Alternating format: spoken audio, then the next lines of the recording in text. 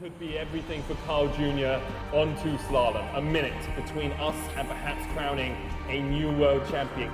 Everyone through the first slalom successfully. Carl Jr. has a good line here into the final corner. One corner between you and glory. One corner between you and victory. Abby's trying to chase him down. Carl Jr. does just have a good line here. And on the line, it's the four-time champion. Carl Jr. takes it home. The greatest of all time is great when it matters most.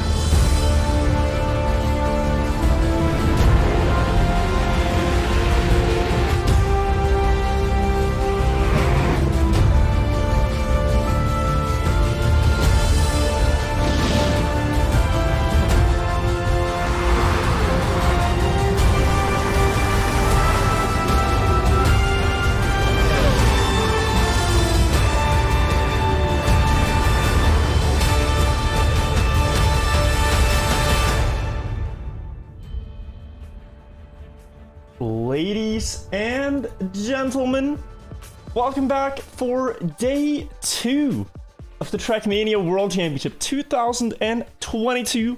Yesterday we saw a lot of action, and I think we'll see an even better day today. But to get you guys through it and to cast all the matches, I'm joined by my lovely co-caster and roommate, Jnic. What's up? Good morning, good evening, good afternoon. How's it going?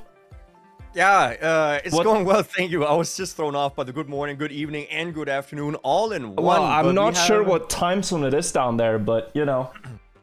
But you're absolutely right. There's people. Oh, down here? Okay. Okay, I thought you were talking to chat. I thought you were being nice to the people in chat, and it was just for my sake. That's true.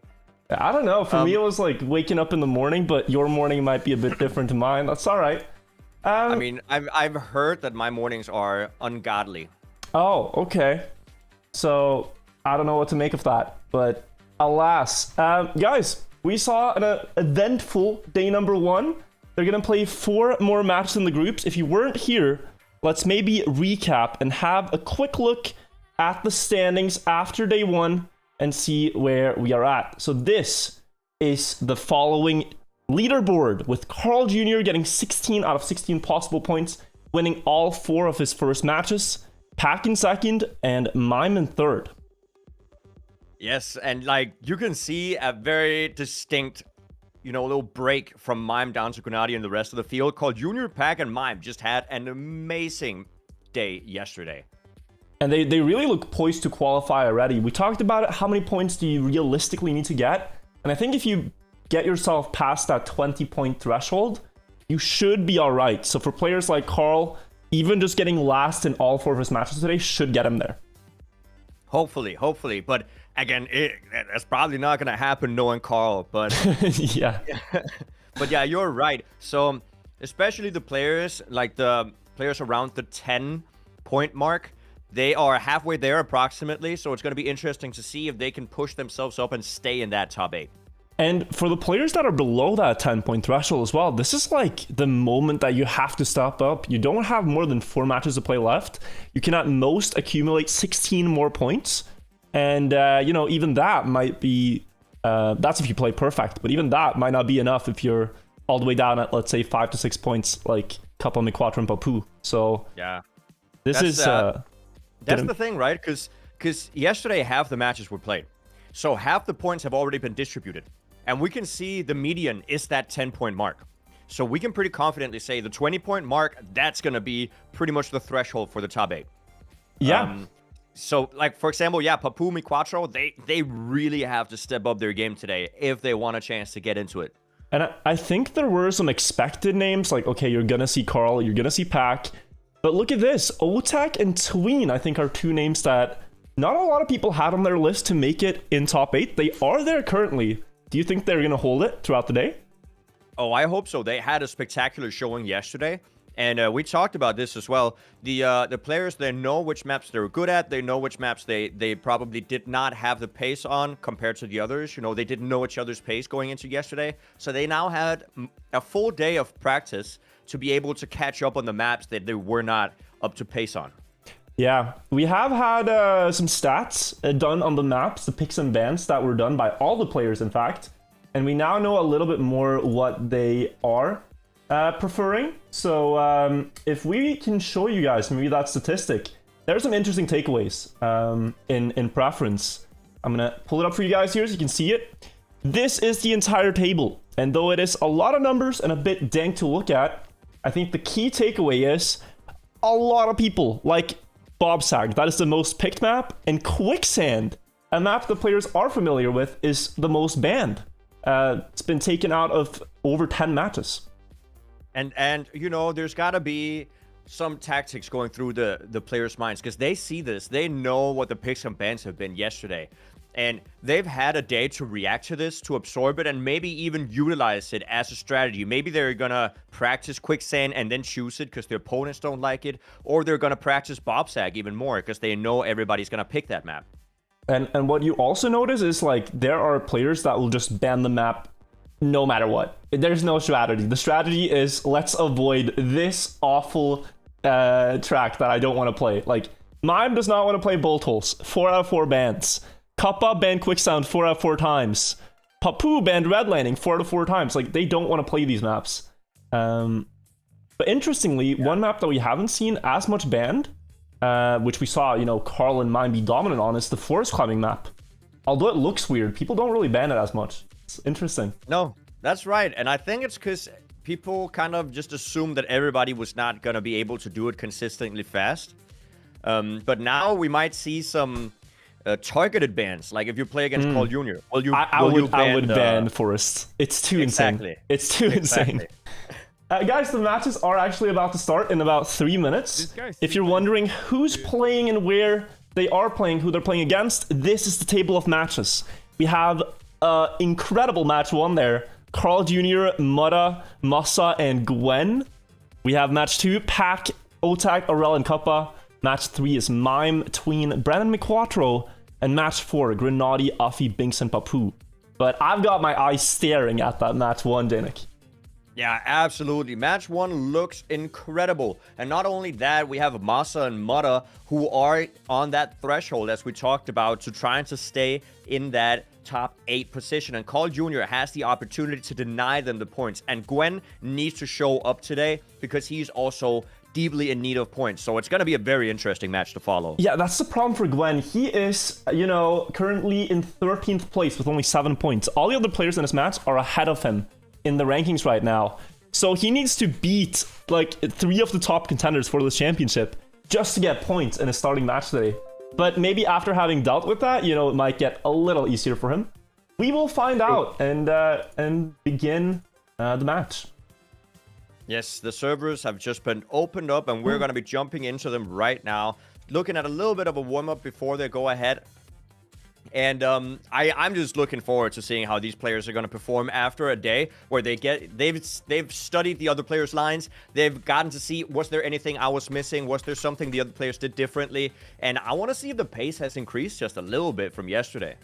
I think the pace, I wonder, especially Forest Climb, does anyone gonna steal Carl's line there? I think that was one of the more unique things we saw, the Carl line. Apart from that, I think a lot of players have the same preparation. Maybe some different comfort lines, though. Like, they're lines that they don't like doing, but they know exist, right? Yeah, definitely. And that, you know, that might be why they didn't go for that forest line as well, due to the difficulty of maybe setting it up. There's a bunch of different approaches on these maps, and I'm just looking forward to seeing if the players are going to push it just a little bit harder, especially players like Mutta or Gwen, for that matter, who really need to push it for the points. That is the wrong in-game scene. Let's go to this one so you guys get the full appreciation for this. Let me turn off some things here. And there we go. Now we're in. Let's also turn off the chat. You guys can still talk, though. Feel free to root for your favorites.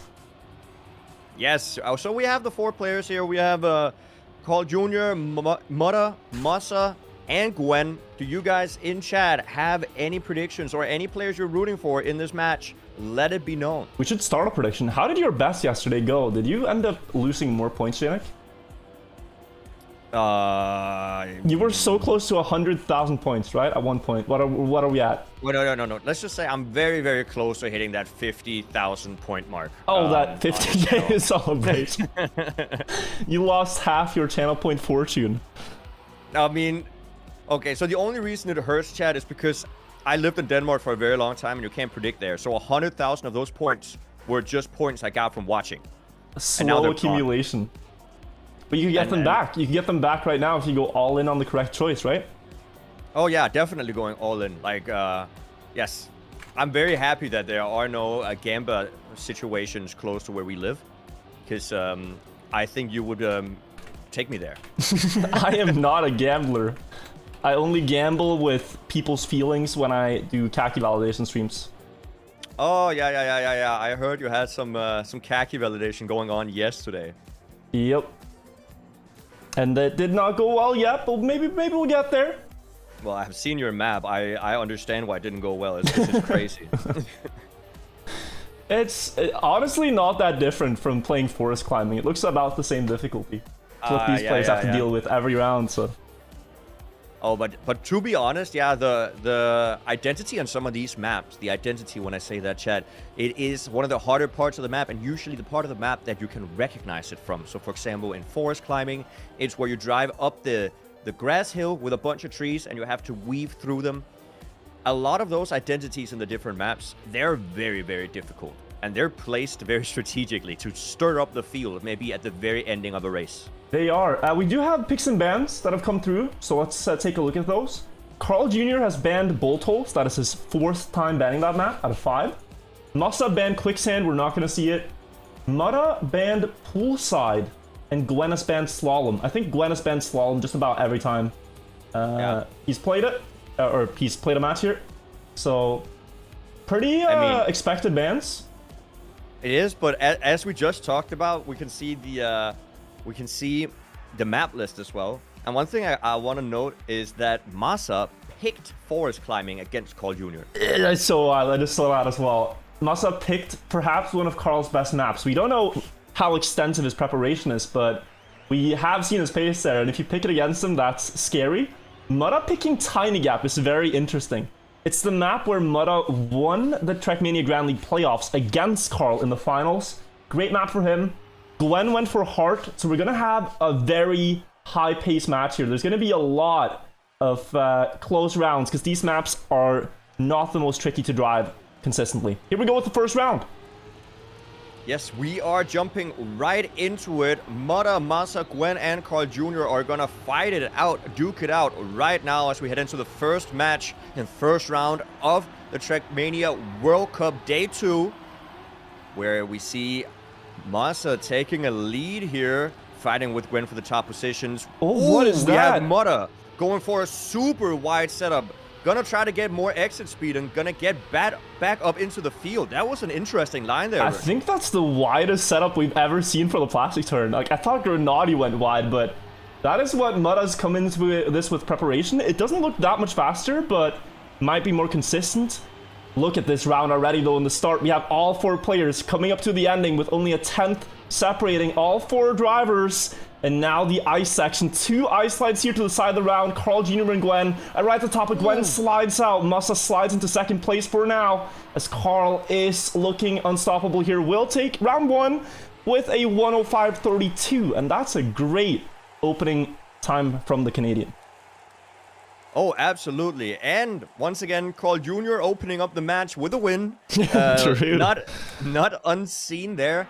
But yeah, that line from Mutta in the middle of the field on the plastic section, you said it might be more consistent. It might be the opposite. It might be more risky. But if you get the risk, you're going to get first, right?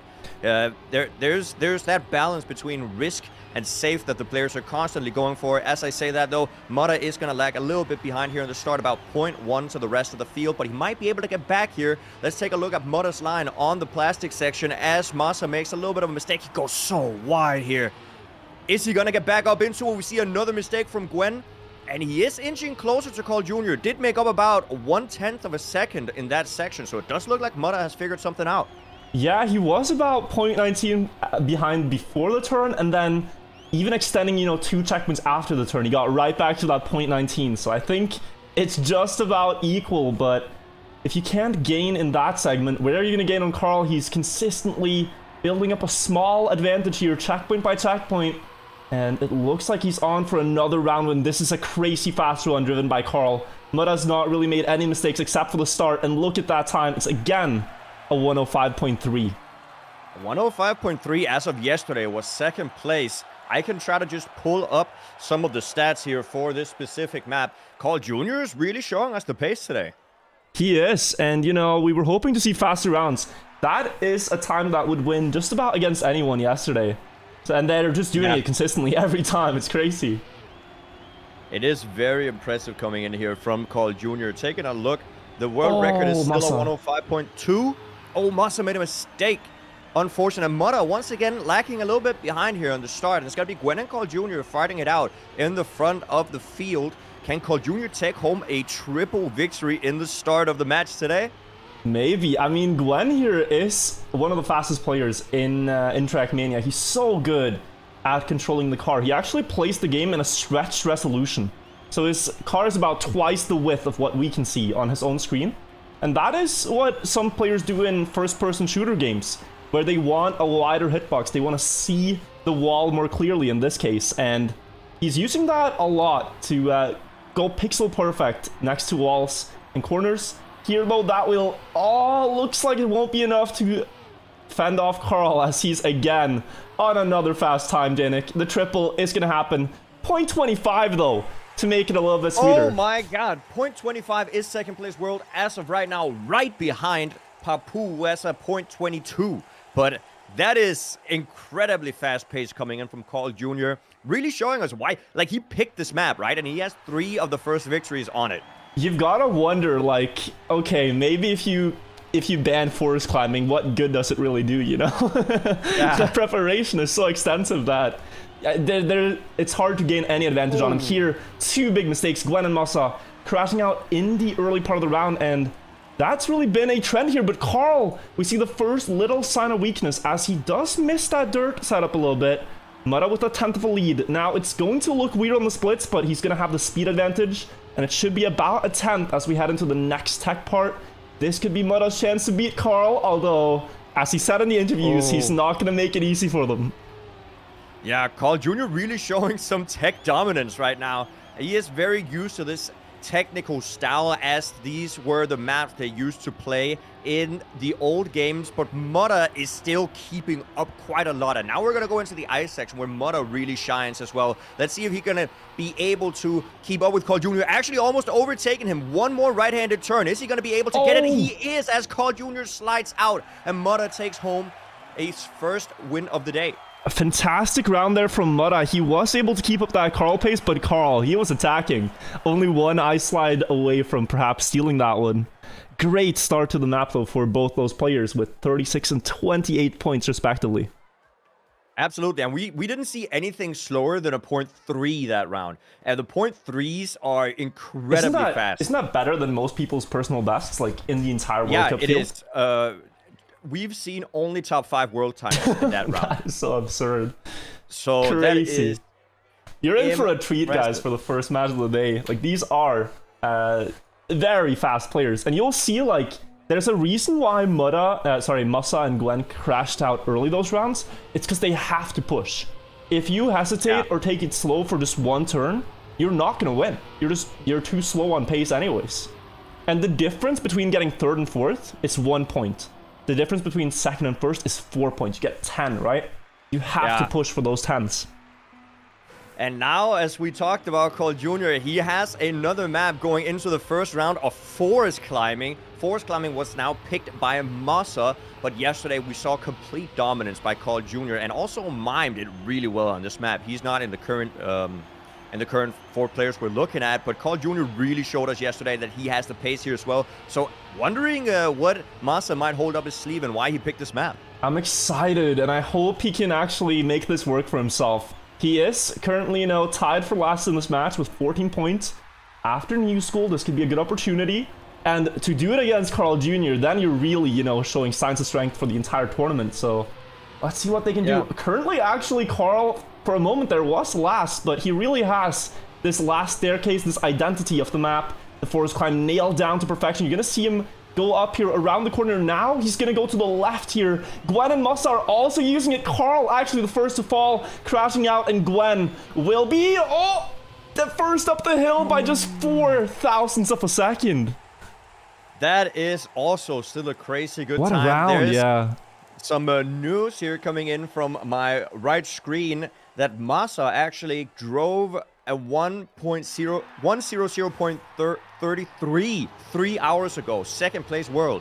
So that might be why he's feeling comfortable right now. He just before the World Cup practiced this map and managed to get second place in the world on the leaderboards. Wait, so if that's second, what is first then? Because yesterday the first time was around a 0.4, wasn't it? Yes, and the first is a 0.29 now. Set by Bren. Oh my, so they've all maybe adapted this left side line. I think that might be where the improvements are coming from. You saw them now go for it. Was it actually only Mudda that didn't do it? I think Mudda went right side, yeah. And I will tell you, yeah, Mudda is a player that often sits down and meticulously practices the maps. Like, he looks for all the optimizations he can find. Sometimes it's using a different camera angle to see things better. If he decides to go right side here, there has to be a reason why. And he did gain a lot of speed in the latter part of the uphill, but he's actually doing a small boost there. It won't be enough to beat Carl, but what did he do at the end there, Jnic? That little boost he got over the hill. Yeah, so I mean, I think what he did is the reactor boost boosts you downwards, right? Yeah. And if you angle your car so that the downwards motion of your car is forwards towards the finish line, you can actually utilize that to get a small speed boost. And that might be what Mudda has realized is possible. Now, whether or not he's going to be able to use it to get first or maybe get just an inch ahead of the opponents, we'll have to see. But it looked very interesting. It really did. I think it's something that might make that line worthwhile. If he gets a big boost there, the hover boost, I like to call it, as you hover over the ground and get a bit more speed from it. But it doesn't really have a name. You'll see it though. Mudda is going to try that to beat his 3 opponents here. Also going really wide and high there on the grass. Often when there's a grass tracking cup of the day, I'll see it and I'll be like, what are these lines? This makes no sense. But when you see it here, it looks so effortless and fast. Mudda against Massa against Carl. Up front, Carl into the checkpoint though. Will crash out Mudda. Let's see if he can make that right side line work. Look, he's gaining a little bit on Massa here actually, and then the boost at the end. He will take it away. And Mudda's doing good here despite the right side setup. Yes, but what is unfortunate here is that Massa is actually not doing too hot on his own map pick. That is true. 2 last places and a 3rd right now in the first 3 rounds. Yeah. But what is great to see is that Carl Jr. is not a whole league away from his opponents, where Mudda is only 3 points behind him and is ready to overtake. If Carl Jr. makes a lot more mistakes in these uphills, he's not going to be able to maintain that first place for long. And I think that's a sign of strength in the tournament if you're the first player that can beat Carl Jr. He's gone undefeated now for 4 matches, and not only undefeated, but he's like crushed the field in those matches. I think Mudda right now is finally getting to test his level against Carl, and they might, meet again in a potential final the way he's playing right now. But he really gets to size up his opponent and know what he's in for if they meet ways again in the tournament later. Yes, but now we're heading into the identity once again, and Massa does find himself on first place in the lead here, but the players are so close to each other. Massa with a little bit of a slower line, and Mudda and Gwen are now fighting for first right here. Carl Jr. right behind him. Gwen actually getting a super good uphill, and Carl Jr. almost overtaking Mudda. Not quite making it 5 thousandths, 6 thousandths away, 7 thousandths actually, but a very good time coming in there from Gwen with a 1:00.4. I mean, I think all players were actually under 1:01 there. That is spectacular to see. Great stuff. Glenn had a really good uphill on the left side, and I think just looking at it, I think left side has to be better. It feels so fast. Yeah, it feels like they get such a straight line up the hill that they maintain more speed. And I think that's what they're trying to go for. Now, whether or not Mudda found something offline that he might be able to get a speed boost of, not quite sure. But it's going to be interesting to see if maybe he holds it out for a potential semifinal or final match. And I will say, forest climbing not looking as dominant for Carl now that round. We were used to him winning all 4 rounds of it, but there it was 2 third places, 1 last, and 1 win. So not really like the dominance that we're used to seeing, but maybe Tiny Gap can be where he will make his breakaway in particular Carl fashion. And Tiny Gap is located in Japan, Tokyo to be specific, with very beautiful scenery placed here in the nighttime with some neon lighting around the track as we see the players go into the first round of the map. This is where Mura beat Carl Jr. in the finals by 6 thousandths of a second in the Trackmania Grand League playoffs. One of the few times we've seen Carl defeated in major tournaments in recent time. Now Masa looking to do that in the first round across the quarter pipe here. This map has had 1 change since the playoffs, and that is the addition of this bridge right here, which some players do struggle a bit with. Usually there was a downhill there and a jump, and now we're coming in to the ending. The identity on Tiny Gap is a big jump across the city of Tokyo into a small ramp here on the other side. You need a very specific speed to land it and keep the speed to the finish. Looks like Carl Jr. will take this one, but the battle for second is close, and Mura takes it away by 5 thousandths. Yeah, Mura just inching his way ahead of Masa, getting a little bit more exit speed there on the landing. That was an impressive showing there by the players. The thing about this map, right, is that the ending, you need a very specific speed, but to be more general about it, I think we can say a low 200 speed is what the players are going to be looking for. Yeah, it really depends on your setup, but the theory is this. The earlier you release the acceleration in Trackmania, the more speed you carry in the air. So you want to release before the jump even happens.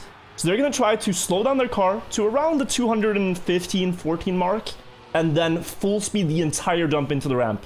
But that also gives you no room to adjust. So if you're a bit too slow on the jump, you're not going to make it. And that's what we see sometimes. They commit all in on that jump with the speed they go for. And, you know, the more straight of a line you get, the better your trajectory and the more speed you're going to get. Carl Jr. now in the lead. Mura actually sliding out, and he's going to be out of it. It's now going to be Gwen versus Carl Jr. Can Carl Jr. make this final jump into the Tiny Gap? It is still a little bit risky, even though these players have practiced a lot. We can still see mistakes, but Carl Jr. executes it beautifully, and he's going to take another first place home here on Tiny Gap. This is looking great for Carl. Talked about it, but this is just, if he can string together the 10s like this, all of a sudden the match goes very quickly towards the 120 point limit. If you're new to the format, what they do is they play until they reach 120 points, and then you need to win 1 more round after reaching that limit to secure your spot in the match. So Carl looking to reach that first right now. When he gets there, he can still be beaten by the others so long as they deny him that crucial last win. But it's going to be hard. He's driving pace right now, which is only 3 tenths away from the world record consistently.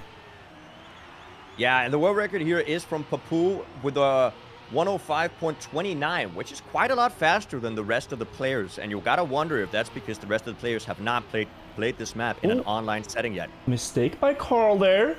He is beatable for now, as we actually see a lot of mistakes. Whoa! Everyone except Mura has failed. Masa and Gwen crashed the same wall at the same time. And this is a round where Mura can not only win, but potentially even prevent the others from finishing. The timeout when he finishes starts, and I think it's about a 10-second clock that counts down. So let's see what Mura can do here. He will be winning the round, but will he deny everyone else points? 10 seconds is ticking. Gwen and Masa have a pretty good chance of making it, but Carl Jr. is so far in the back. He's just gonna barely see if he can make it. Not quite. And Carl Jr. actually getting denied points there from Mura. Just failed in the worst possible point there, Carl, right after a checkpoint, so the respawn could not be continuous. He had to stop the car completely at the checkpoint and then keep driving, and that's why he wasn't able to finish. So now Mura is all of a sudden a lot closer than he was before to first. Actually, yes, and Carl Jr. is looking like he is fighting with Mura once again, just like the TMGL Grand Finals. Those two players could be somewhat of a rivalry going on right here since that day. And the differences we always talked about leading into the tournament, where how would Mutta do on land? How would he do when he's not at home in Australia, when he's playing for the first time in an offline event against players that are very used to this, like Carl Jr. So far, I will say he's doing pretty well, but it is still 4 more matches to be played, including this one. Nothing certain yet. We're coming up to the ending once more, as they're going to try to line up the speed. Carl has a small lead against all the others. Will he get that tiny gap? He will. It's effortless. It's perfect. It's Carl Jr. As we know him, 10 more points there after the mistake. Was that 3 out of 4 rounds he just won on this map? Yeah, the only round he didn't win was where he didn't finish. Yeah. Well, it can happen to even the best players. Sometimes you just happen to hit a checkpoint in a way where you have to full respawn. It is what it is, right? But still a very, very strong showing for Carl Jr. It really is. If you think about the amount of 10-pointers collected so far, Carl Jr. has already won 7 rounds in the match, whereas the next player closest to him is Mutta, winning 2 rounds. And that's really where he collects his points. He wins a lot, but he's also had some mistakes, some last places and thirds and whatnot. Mutta's been consistently around the 2nd place so far. Exactly. It does seem like Mutta's consistency is paying off, and even if he doesn't get first that much, he's still consistently 2nd around that, and that still propels him quite far up the leaderboard, as we can see. Yeah, in the first 12 rounds now, Mutta has 8 2nd places and 2 wins. So it's a great match for Mutta, but it's just those 10-pointers are worth so much that Carl, despite making more mistakes and crashing more, since he gets those 10s, he does take the lead by 6 points. We are on Heart. This is the map picked by Gwen, I believe. And yes. Right now, he is in last, but this is a map that he can do really well on, because it is pace-based, and he is fast when it comes to those maps. Absolutely here, but Carl Jr. taking the lead with a more inside line, but it's going to cost him that exit speed, and Massa comes right back up into it, going into the last section here before the water. And the identity, you gotta get all grip down the dirt hill, and Massa doesn't do it, and Gwen now overtakes here. Will he take the victory on the first round of the map that he chose? Only the identity separates him, but he makes a mistake and has to respawn, and Carl Jr. now in the lead. Massa right behind. Will he be able to maintain it? Massa actually with the overtake, and Massa takes it home with a 103.5. That round was crazy to kick us off. Massa finally coming back in the match. You love to see that he gets a win here, importantly. And he is going to climb a little bit back. It's still a 40-point gap up to Carl, but it's not impossible, especially if you drive 0.5 like that. But they were all there fighting for it, and they can all do that again. So it doesn't get easier. But an unfortunate DNF there coming in from Gwen. He really needs these points, and you would hope that he could get them in the map of his choice, but maybe he can push back. He did really have good pace all the way there up until the ending. He did. You saw him especially gain a lot in that dirt downhill part. There's a couple of sections here that are very decisive. First, this downhill, the speed you carry through the drift, extends all the way up to this jump and the landing. And then the dirt slalom is important because it sets you up for this downhill. Now here you want all your wheels to have traction on the downhill. Ooh. Carl tried to set that up wide, but did go too far out and hit the wall. Now it's Mutta versus Gwen on the identity. Gwen has a 10th. He's not going to fail the first jump this time, but he's going to lose a lot of speed in setting it up a bit poorly. And even Massa comes in to overtake 2nd place for now. Mutta is going to be taking the 10-pointer, but Gwen faltering twice in the ending.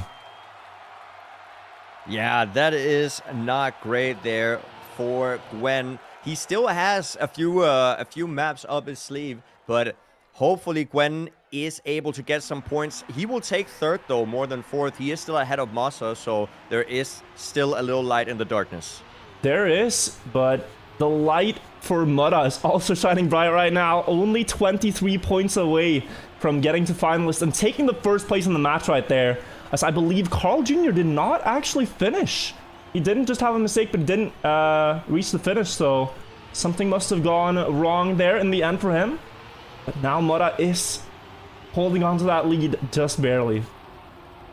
Yeah, Massa and Gwen fighting for it. Gwen looks to have a little bit more speed, might be able to get up to Massa, and there comes Carl Jr. from the back. also trying to pressure the field. And it's going to be down to the exit speed coming into the downhill right here. All the players seem to be executing it quite well, but Gwen and Massa right there up at the top, fighting neck and neck, going into the identity. Let's see who will get the jumps the best here. Both the players once again executing it perfect. They're so close to each other, literally driving on top of each other. Massa with a little bit of a wider line, not making the jump, and Gwen can finally take home a 10-pointer. Important here on his own map to not fall too far away from the others. 10 points here, and another one perhaps in the next round would do him well, but Massa there, that is heartbreaking. He had that round, at least a second place, under control, one jump away from securing it. Yeah, it's actually been crazy. Each round here, we've had a person not getting a finish. Yeah, if you fail the plank jumps there at the end of hard, it can be such a long respawn because the checkpoint is all the way back in the dirt. And with only 10 seconds to finish it, that can be too short of a timer. Yeah, so definitely an important section to get right. Even if you don't get it super fast, just getting it right, getting those 3 points are still very important. As we see Carl Jr. getting a really good line here in the uphill, and is now propelling himself up into the lead and now fighting with Mutta. He is downhill the side sometimes. Mutta got a lot of speed out of that, and now you have to go so wide for the water turn. You can crash this block if you're not in time for the corner. Still in Carl's favor here. This is the battle for the win of the match right now. No one has defeated Carl yet. Mutta wants to show he's capable, is going to try to snipe him in the end of heart. He will gain a little bit, but Carl remains ahead with a new fastest time on the map. Thus far in the match, 1:03.37, and 10 points to him. That makes them tied. That makes them tied. So interesting here. And Massa did just manage to get that last finish in there before the timer went out. This is going to be very interesting here between Mutta and Carl Jr. He could be the first person to take a win away from him. He could. We're going on to Bobsag, and what do we know about the players' times here on the public leaderboards? Do we have an indicator on if this could be a Carl map or a Mutta map? I will have those stats for you in just 30 seconds. All right, we get the warm-up in time then. And we do know at least the world record. Coming into the tournament, it was a 1:00.90. We saw players like Kappa and Bren get close to it yesterday, so there are signs... Massa still holds it. Massa still holds the world record here for a 1:00.90. And Gwen has third place, 39 minutes ago, so he just practiced it as well. Oh, so he is coming in prepared for this then. It is the most picked map in this World Cup thus far. A lot of players have been practicing for situations like these. Deciding rounds, 4 rounds here, and we could have 2 finalists battling for first. Starts out with this up and down dirt part, and now we go into a long platform drift around the water. Really want to avoid making contact with it though, as it will slow you down tremendously. Mutta has made a mistake. We have the ice part coming up. 2 possible setups here. You can either go wide out to the right or on the inside line. Carl, Gwen, and Massa all opting for that. And then the map ends with an intense section on the bobsleigh. You really gotta set this up correctly. Gwen going in with a lot of speed, trying to land in the first bobsleigh, now swinging out to the right, swinging back to the left into this landing. It's not that smooth for Gwen. He will be overtaken by Carl, and even Massa as well, who will get first and second here. And even Mutta taking third. Gwen losing first there, just in the last part of the track. Yeah, that bobsleigh section of the track, that final section, is so difficult to get right. And it's so easy. If you just do a little bit of a wrong movement on ice, your car can just spin out just like that. Yeah, and it's like it all is a chain reaction. It starts off with a small off-foot landing on the first bobsleigh. Then you're not in time for the second, and it just gets worse and worse and worse. So they really are all looking for the setup. And it's a bit of a thing in the competitive scene that they build these maps to practice only those sections specifically, to know every single possible recovery that you have to do. But even that is sometimes not enough to get that section cleanly. Gwen and Carl once again driving incredible pace up front, and it's really throwing off Mutta and Massa here. Carl now, especially with winning that last round, with being 3 points away from finalist, could look to reach it now. Mutta is going to try his best to stop him. Gwen with a mistake. Mutta going into the bobsleigh, gathering a lot of speed there. But Carl is not getting any closer. He's actually extending his lead. And Mutta will clip even. That is important. Carl winning the round. Massa getting second. Mutta will secure third. But now Carl has at least one round where no one else can stop him in finalists. Yeah, and more importantly as well, Carl Jr. did take some points away from Mutta there. He didn't need to win last round there, Carl Jr., but he did it to deny Mutta the points. And now Mutta is not secured finalist next round if Carl Jr. doesn't win. Mutta needs second place or better to get into that finalist position, so he has to push it. But this map has not looked too favorable for Mutta as of yet, so he needs to push it a little bit harder this round. But it does seem like he is on third, right ahead of Gwen. Massa and Carl Jr. are though fighting up ahead of the pack. Let's see if Massa can hold it out. Yeah, Carl here. Could he win on his home track in Toronto? The scenery here is Canada inspired. He has 2 rounds to do so. The others need to be in front of him to deny him from closing out the match. Massa driving a great run right now, the world record holder. Look at that inside ice slide with the upper gear. Carl still fighting for it. Looks like it's going to be a 1v1 here to see if Carl can close it out, but his wheel clips the top of the bobsleigh, and that's not going to be him completing. And more importantly, look at this. Mutta coming in with a lot of speed. Will not overtake Massa, but he does get 6 crucial points to go into finalist himself. And now it's a double finalist situation between Carl Jr. and Mutta. And as we just saw, Carl Jr. is able to make mistakes in these identities as well. So it's gonna be all down to this, who is gonna get the final point. It hasn't been a great map for Mutta yet. He had that first round where he crashed, the second one where he failed the identity, and now this one, it wasn't perfect as either. He was quite far behind the others, and he crashes here as well. It doesn't look like he has found the rhythm on Bob Sag, and with that small mistake, it looks unlikely he will win, so he's now hoping that Massa or Gwen gives him another chance if they can stop Carl Jr. in his tracks right now. Massa looking the closest to be able to do that. Into the inside line of the dirt. He has about a car length lead, but this could go either way in the identity. Yeah, and Massa does show that he has really good pace right here and has some really good finishes. A couple of second places and a third, and he might be the only one who can stop Carl Jr. from winning right here. Mutta is praying to Massa for him to get a good final. That's really good speed coming in from Massa, overtaking Carl Jr. right there and denying him the victory. Massa coming in clutch for Mutta. Waking up from the slumber, and Massa got a lot of points on this map. 2 second places, 2 wins is enough for 32 points out of 40 for Massa. Even he is not out of the fight here together with Gwen. If they keep denying the 2 finalists, we could go all the way to 4 finalists. It is possible. We had one game yesterday where they were 4 finalist contenders going into a new map. That was a crazy event there yesterday, so it is definitely not impossible. New school though, we saw Carl start off this map spectacularly. 3 round wins in a row, but the 4th round Mutta won, and Carl got second.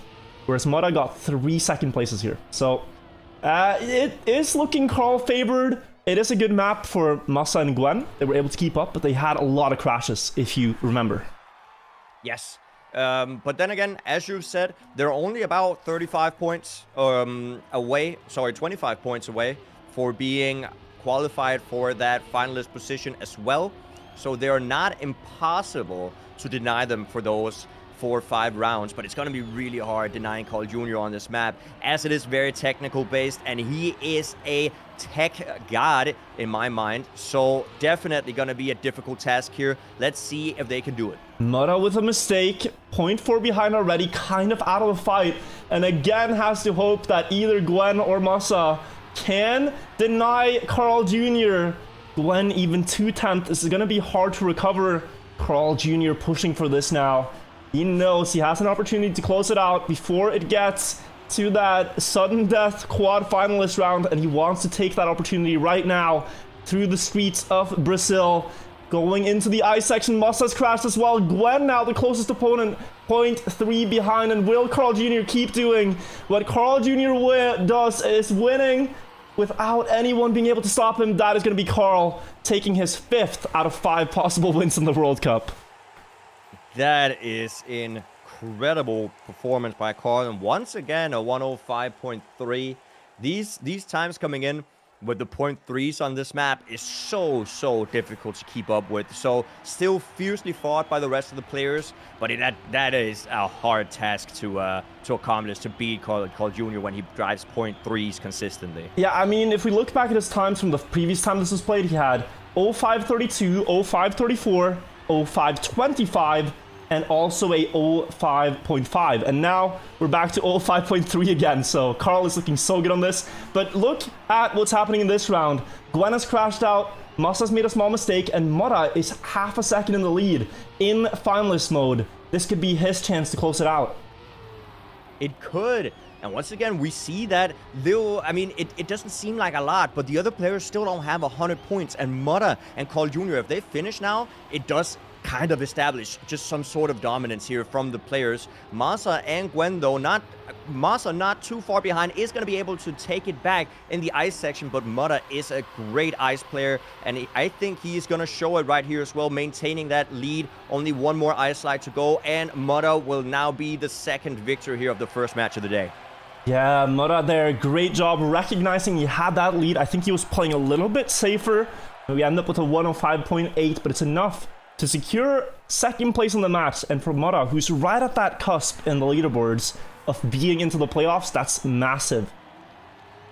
That is so important for Mora with those points. And it's also important for Masa, because Masa can be overtaken by Mora now if Masa gets fourth place, because Masa is not that many points ahead of Mora in the leaderboard. So Masa really is going to try to push it, but Gwen is kind of far down, so he has even more to lose if he doesn't get it. So it's going to be interesting to see which of these players are going to get that third position down. Ooh, as we talk about it, Gwen there, not getting the no slide. He tried to make the car have full grip, but it was sliding slightly, and he recognized it a little too late. So 8/10 behind in this round, though we've seen Masa fail the ice slide a couple of times as well, but he should recognize that this is a round that he just needs to cruise into the finish, collect the 10 points, and Masa puts himself in a fantastic spot then. He will be at 114 points, and either first or second gets in finalists next time, no matter what. Yeah, that is important there for Masa. Gwen is just going to cruise into the finish here on second place. Gwen is going to need at the very minimum, 2 rounds to get into that finalist position. So Masa does have a couple of rounds where, or at least one round where he can go for that finalist victory. Yeah, he will have one round where no matter what happens, he will not be like disturbed in potentially winning. And if he wins here, does he extend it even further? No, he doesn't, because Gwen will end up at 114 as well. So yeah, no, this is Masa again though, leading, but this round kind of doesn't matter, right? It doesn't matter, no, because no matter what, Masa will get finalists, and Gwen, no matter what, will be finalist in two rounds. Yeah, so this round is just a waiter. We're just waiting to see who takes this 1v1. What this means for the scoreboard: Gwen was down in 12th, 13th place with 7 points starting the day, and if he gets 1 point here, reaching around that 20 mark that we talked about is going to be such a difficult climb. I think he really needs the 2 here to have a grasp at playoffs. Yeah, and if Masa doesn't win this one right now, he's actually going to be overtaken by Mudda. Mudda is only 1 point behind Masa in the leaderboards, so they're going to either tie now, or Mudda will take Masa's position. True. We will find out. Masa gets 1 chance. It's going to be still on New School. Then we get to know. Or are we going new map? Oh, we're going to the next map. Okay. Yeah. And that's really important here for Gwen, because it did look like Masa had a really good pace coming in to this map. But I think the next map, yes, it is the forest climb. And if there's anything with the forest climb right now, Masa has a great time on the map, and Gwen needs to really be pushing it now. He needs 2 victories in a row to make this happen for himself. And interestingly, the previous time that they played this in the match, although Masa did pick it, he had 3 last places here on the map. Gwen won 2 of the rounds and got a 2nd and a 3rd. So historically, this has been better for Gwen. But Massa, the raw pace is there. Can he deliver it 1 of 2 rounds? If he does, he will be third in this match. Let's find out. Yeah, and there's also something to be said that there is a little bit of pressure on Massa to close it out within the next 2 rounds. And that pressure can also be enough for you to maybe make a few mistakes as we see them fight it out right now on the first lap of forest climbing. Gwen currently taking the lead. Massa is going to be a little bit behind. 0.2 of a deficit right there. And let's see if Gwen can maintain that lead. 0.4 now, but maybe Massa will get a little bit more exit speed. Going for a really risky line there, Massa. But he did manage to make it work, and it's now inching a little bit closer as we head into the identity. Yeah, it's right after this up and downhill. You can go too fast here. Gwen has in the past tried to get a little bit of airtime for speed. This time, full grip seems to be the play. Now, up the hill we go. They're both going to go for left side approach. Massa is getting closer up through the checkpoint. Gotta dodge the tree. Massa has to surrender a lot of speed to make it through there. And Gwen gets the first of 2 necessary wins here to clutch out the 3rd place. Both are finalists. They are both finalists now, and they both drove a 101. So a little bit of a slower pace. But that does not matter because of the pressure coming in now, and even more pressure because both of the people are finalists, both of the contestants here, and it's going to be the final round of match 1. 1 versus 1. Situations like these, you got to forget everything that's happened. You just got to do one great race. The 1 minute of clean lines that you practiced. Great speed slide coming through for both. Gwen still with a small lead before the magnet, but Massa gets a tiny airtime on the exit of the turn there. And now Gwen is going to know on the splits. He's going to see that 2.7 seconds, that's 6.2 seconds. And you have to think that this is Gwen taking 3rd now in the first match of the day. He can slow down in the identity. Oh, he crashed? He did do a touch, but not gonna lie, that is not gonna be the biggest issue for him right now. As long as he gets to the finish without literally full stopping, he's gonna be fine. So he's just gonna cruise up the hill right here. He sees the finish ahead of him, and it is actually gonna be Gwen slowing down in the ending. A little bit of BM coming in from Gwen right there, taking 3rd place away from Massa. Massa is gonna surrender his position to Mutta on the leaderboards. A little bit of a showman there, Gwen, but he does get the points necessary. Getting out of there with 2 points was, I think, the bare minimum for Gwen to have a chance at reaching the playoffs, the top 8. It is so stacked up there that even for players like Mutta right now, it's not certain. But with those 3 points Mutta got, he will overtake Massa on the scoreboard, right? Yes, he will. Mutta is now on 13 points, and Massa will be on 12. Exciting. So, Massa will actually be dropping down. Depending on where Otak, Tween, and Afi placed, he could actually be dropping down to the bottom 9. That is a quick turn of events. Let's check out in the other matches. Guys, if you just joined, welcome to the stream. I hope you enjoyed our Castle the First match. There's 3 more matches to be played, and there's currently ongoing matches that we should maybe try to take a look at. So, yeah. It's going to be World Cup action basically for the next couple of hours. Yes, as I can see, it does look like match 3 is still ongoing. If you want to head in there with Mime, Tween, Bren, and McQuattro. Let's hop on the servers. So once all the rounds conclude, that's when we will get the next round again with the players. And I think it's going to be very interesting to take a look at the leaderboards overall to see how it now has shook up. But if you guys are wondering,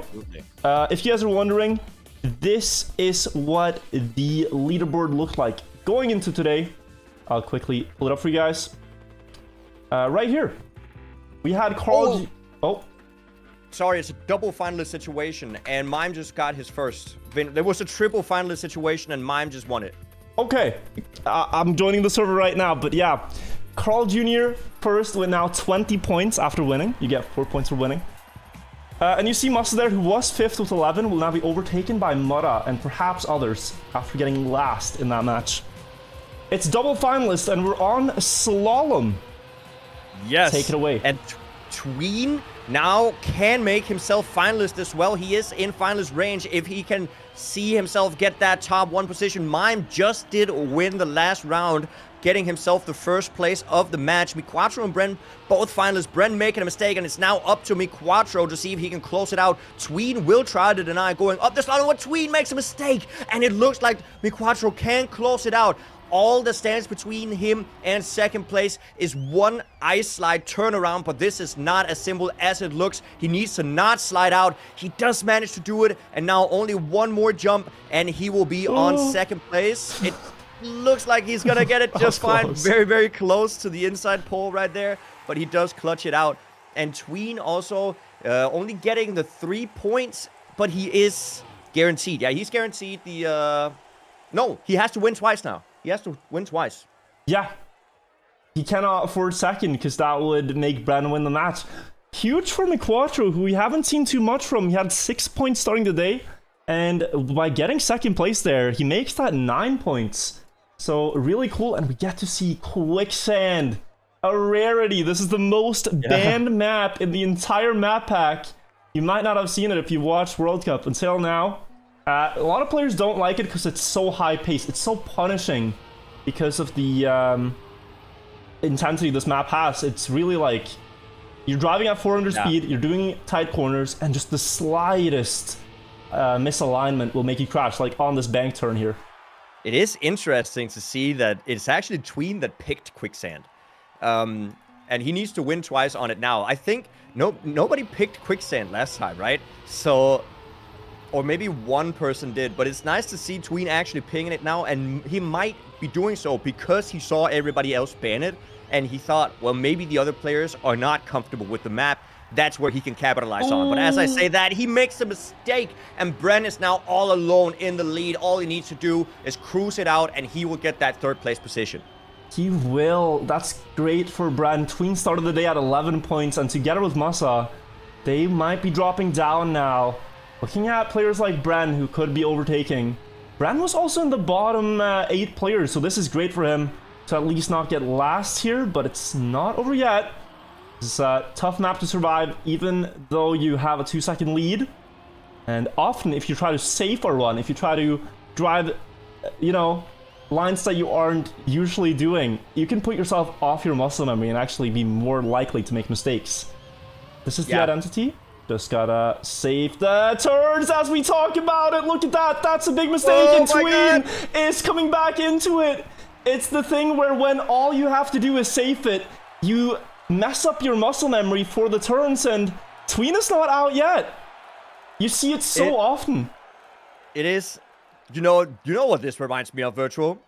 If you remember a certain Australian who only needed to hit the finish on this map, and then, well, I mean, he hit the finish, but the side of the finish.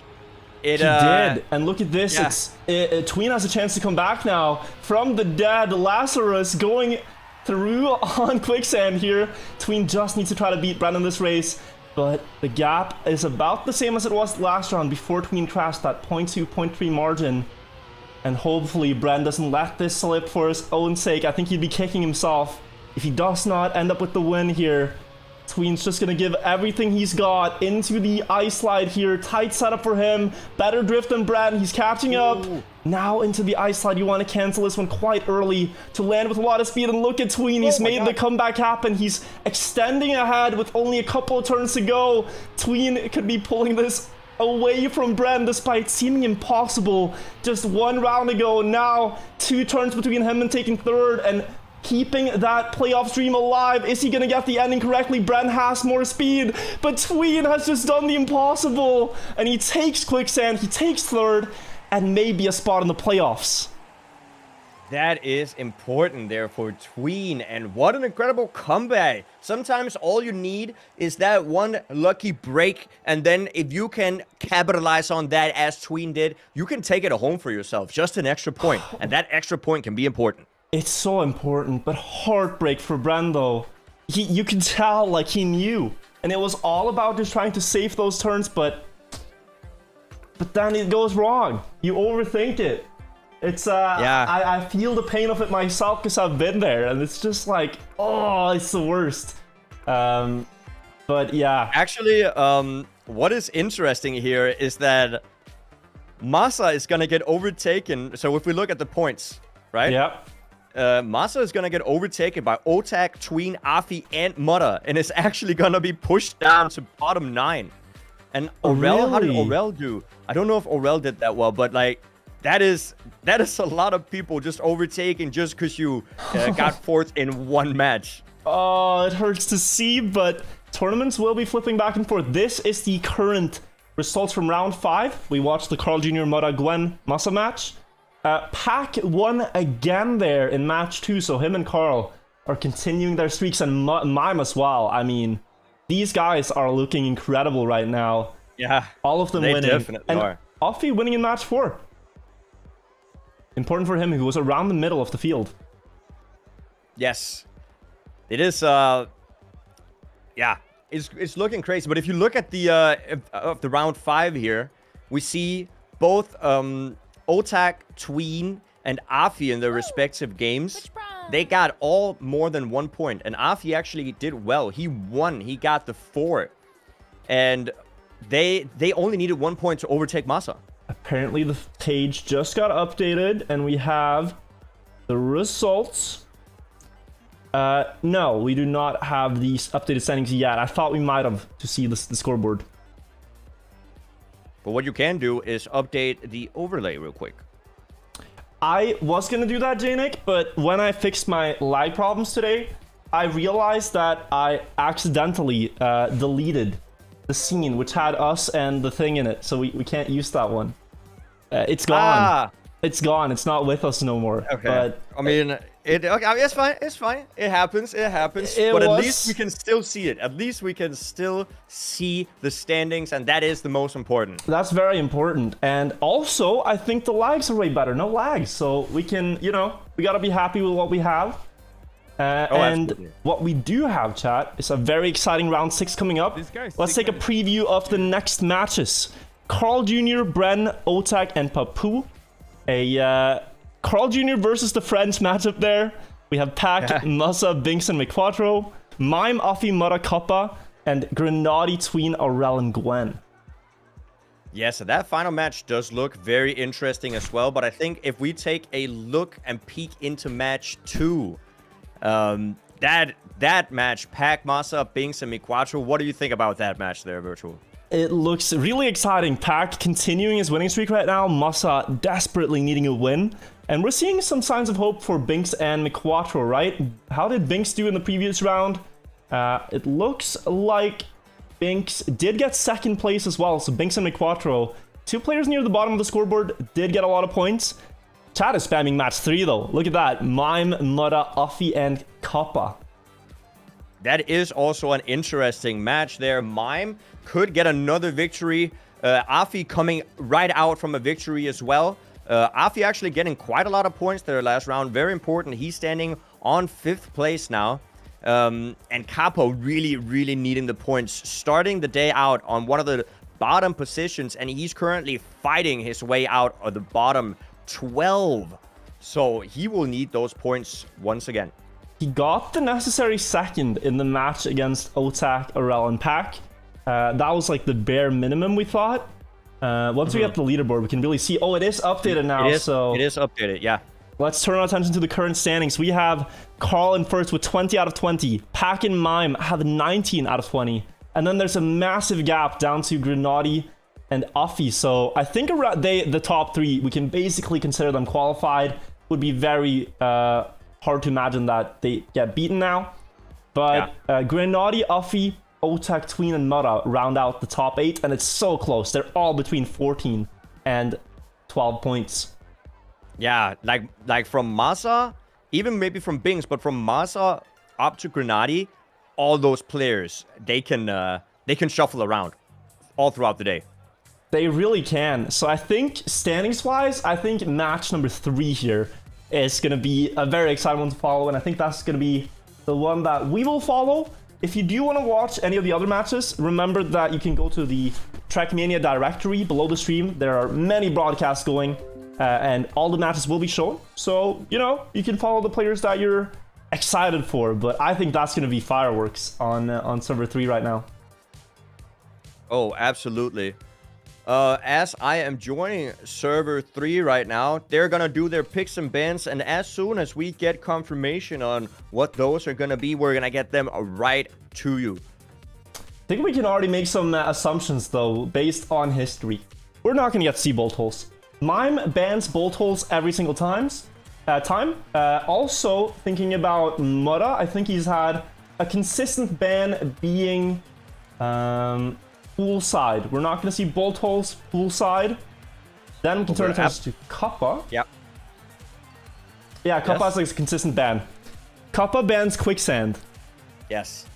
And if you look at the picks, we're absolutely going to see Forest. Both Afi and Mime picks Forest almost every time. As long as it doesn't get banned, but it really doesn't. Afi tends to ban Quicksand as well, red landing and poolside. So yeah, forest climbing is going to be chosen, most likely. I mean, you would assume so. Judging by the statistics, the forest is very, very likely. But also, Bobsack, we talked about this. Bobsack is one of the most liked maps by the players, apparently. So many players opt in to pick that one. Maybe due to the very technical nature of the map, or maybe due to the final uphill in the bobsleigh that the players just feel like they can inch that a little bit extra out of. I remember last World Cup, there was a map that was half pipe. And there were so many memes about it. It's just like all the players despise playing that map, except for like 2 or 3 players. And then there are maps that just nobody minds playing, and so they're not going to ban it. And usually they're not even going to pick it. It's just randomly selected as one of like the leftovers. But yeah, even then, we've seen it so many times, so it's to be expected. I do also want to just point out the kind of the Joker, which is Mudda. Mudda, at no point during the tournament yet, has picked the same map twice. He keeps picking new maps. He keeps picking different maps. And whether that's to show that he's comfortable on every single map, because it is kind of a Chad move in my opinion, or it's because he notices which maps his opponents are not great on, and then picks those. I don't know what his strategy is, but definitely Mudda is a little bit of a joker here. Or here's what you do, right? Like, let's say you get into semifinals against Afi, and you see he's picked forest climbing 6 times. You ban forest climbing, no problem. If you have a player who's picked every map, which map do you ban? Exactly. How do you know their strong card if they never actually played it, right?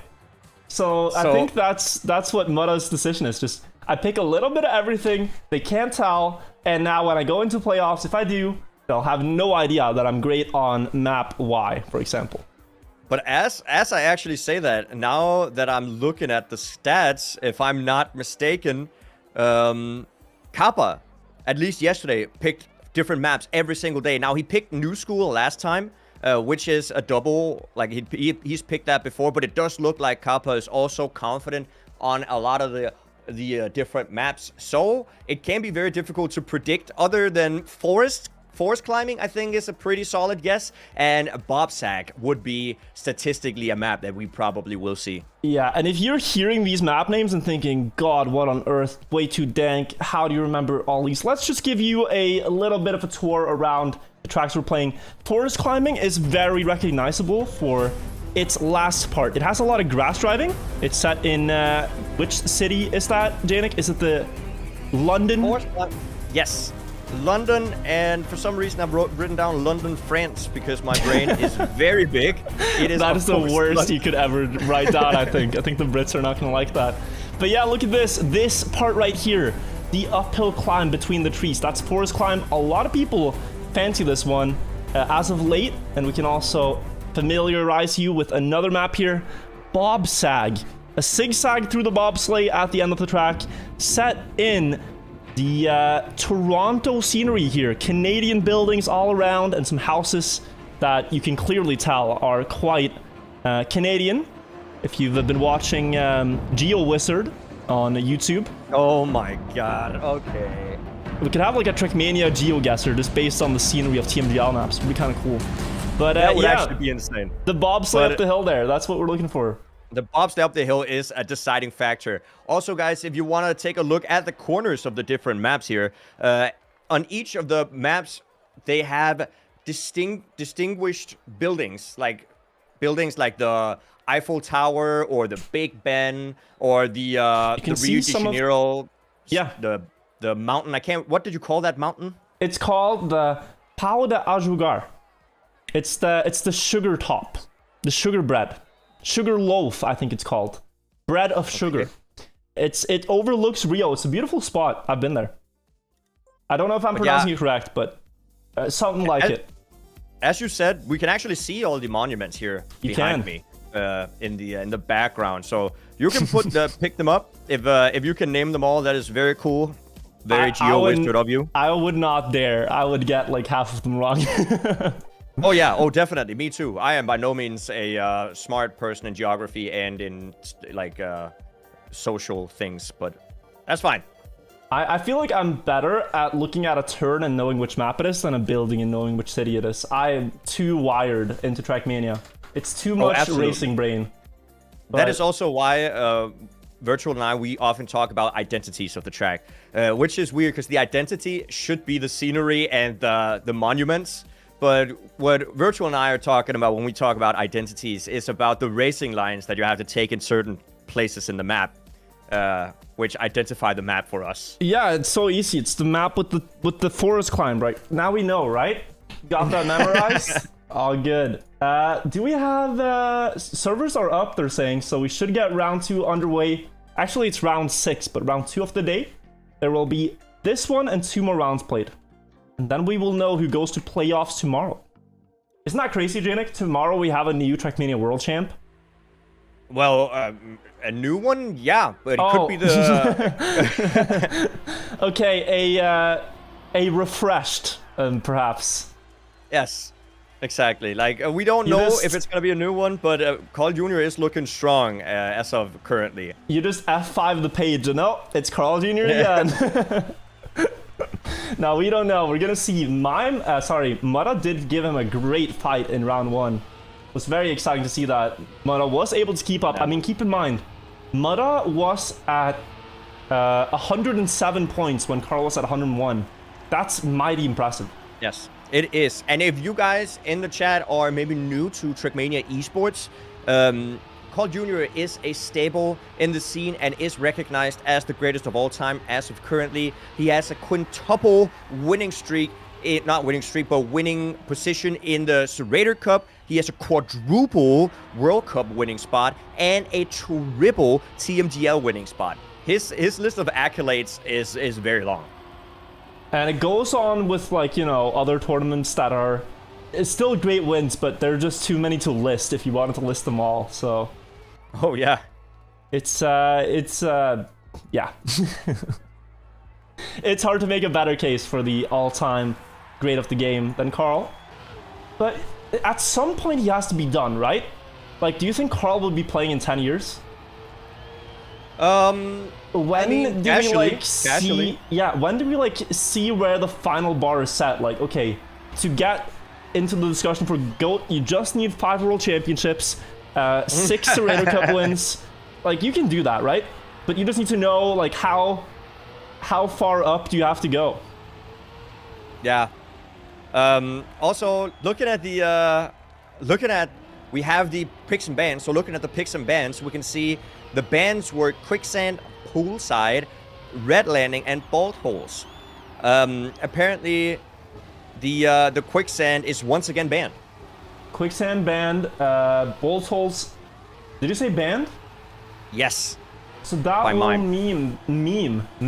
mean that we have forest climbing to start us off. This is not live yet, I believe. Yes. I think this is just the warm-up, so don't... Are you sure this is not live, by the way? I am assuming that we're still warming up. Because it, 2 players did not finish. I cannot... Okay. Yeah, I think we're not live yet. We're starting on forest climbing. We're going to Slalom, picked by Mud. Exciting map. Offie has New School. Mine picked Bobsag, and the random map was Hard. So I think this is really cool, actually. We will see a lot of ice in this map pack. Yes. Between the players. I think it's definitely a statement from Kappa, because he picked Forest, which is the most picked map by both Afi and Mime, his opponents on this match. So he kind of basically could have been sure that this map would have been picked by one of those guys, and he still opted to pick it. Right, like he maybe... So, there's a philosophy around this. Either it is, okay, I want to play this map, or it's, okay, screw this map, let's just get it out of the way. Like, let's play this first, let's rip off the band-aid, and then let's play something better later. Yeah. Yeah, definitely. And you also got to think about the rotation, because usually the players get back into the first map before, back into the first or second map before the finalist situation is happening. So he might be like worried that if anybody is finalist on this map, they're going to take it home. True. That is also a concern. I'm curious to see. Yesterday, he went for the right side. I think it was only at that point that we saw Carl Jr. go on the left together with Afi. So, curious to see if Kappa has come in prepared for that.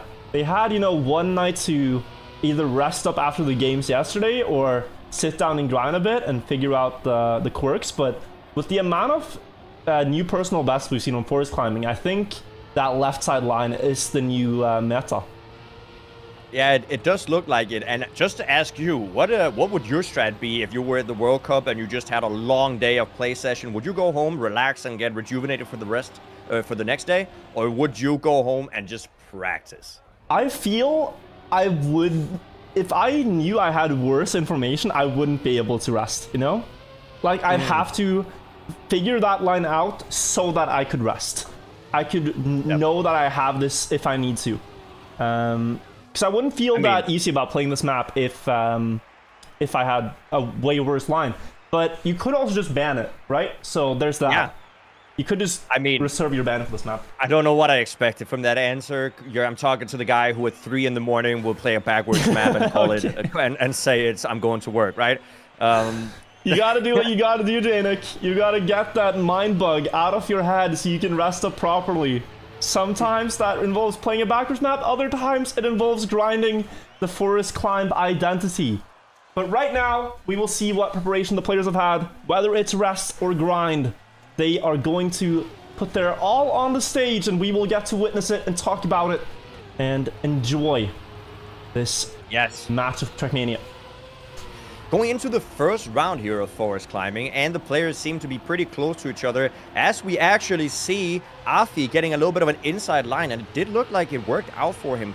Up in the top there with Mutta. Mime now ahead. Mime, once again, is a person that is so good on these grass maps, and it does seem like he shows it right now to us ahead of the rest of the field already, and he will utilize that lead that he gets from the start in the identity. Don't you think, Virtual? I do think so. Mime is so great on any surface where you don't have full grip, but there he doesn't keep full grip up and down that hill, and that means that he's going to be falling down. Kappa hitting into the trees left, right, and center.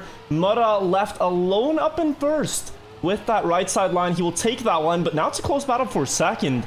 Afi gonna take that after Kappa's crashed a lot.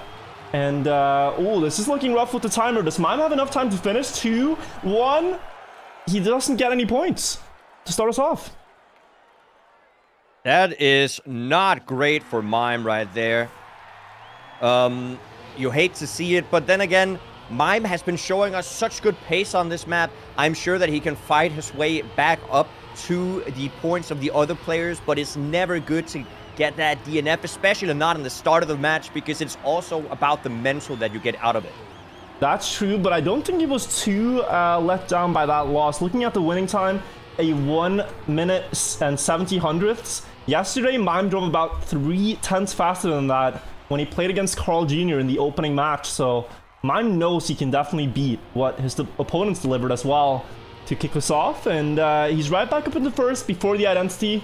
Hopefully he can make use of it this time. Yeah, I mean, look, going into the identity right now, he is looking pretty good here up on first. Oh, we have so many mistakes at the set. What is happening? Afi, only one coming out of that.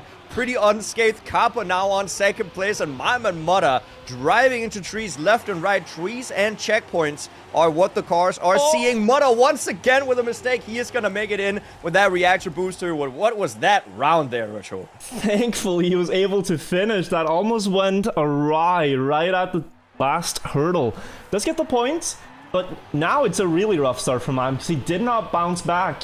He only bounced into another checkpoint. 4 points out of the first 2 rounds.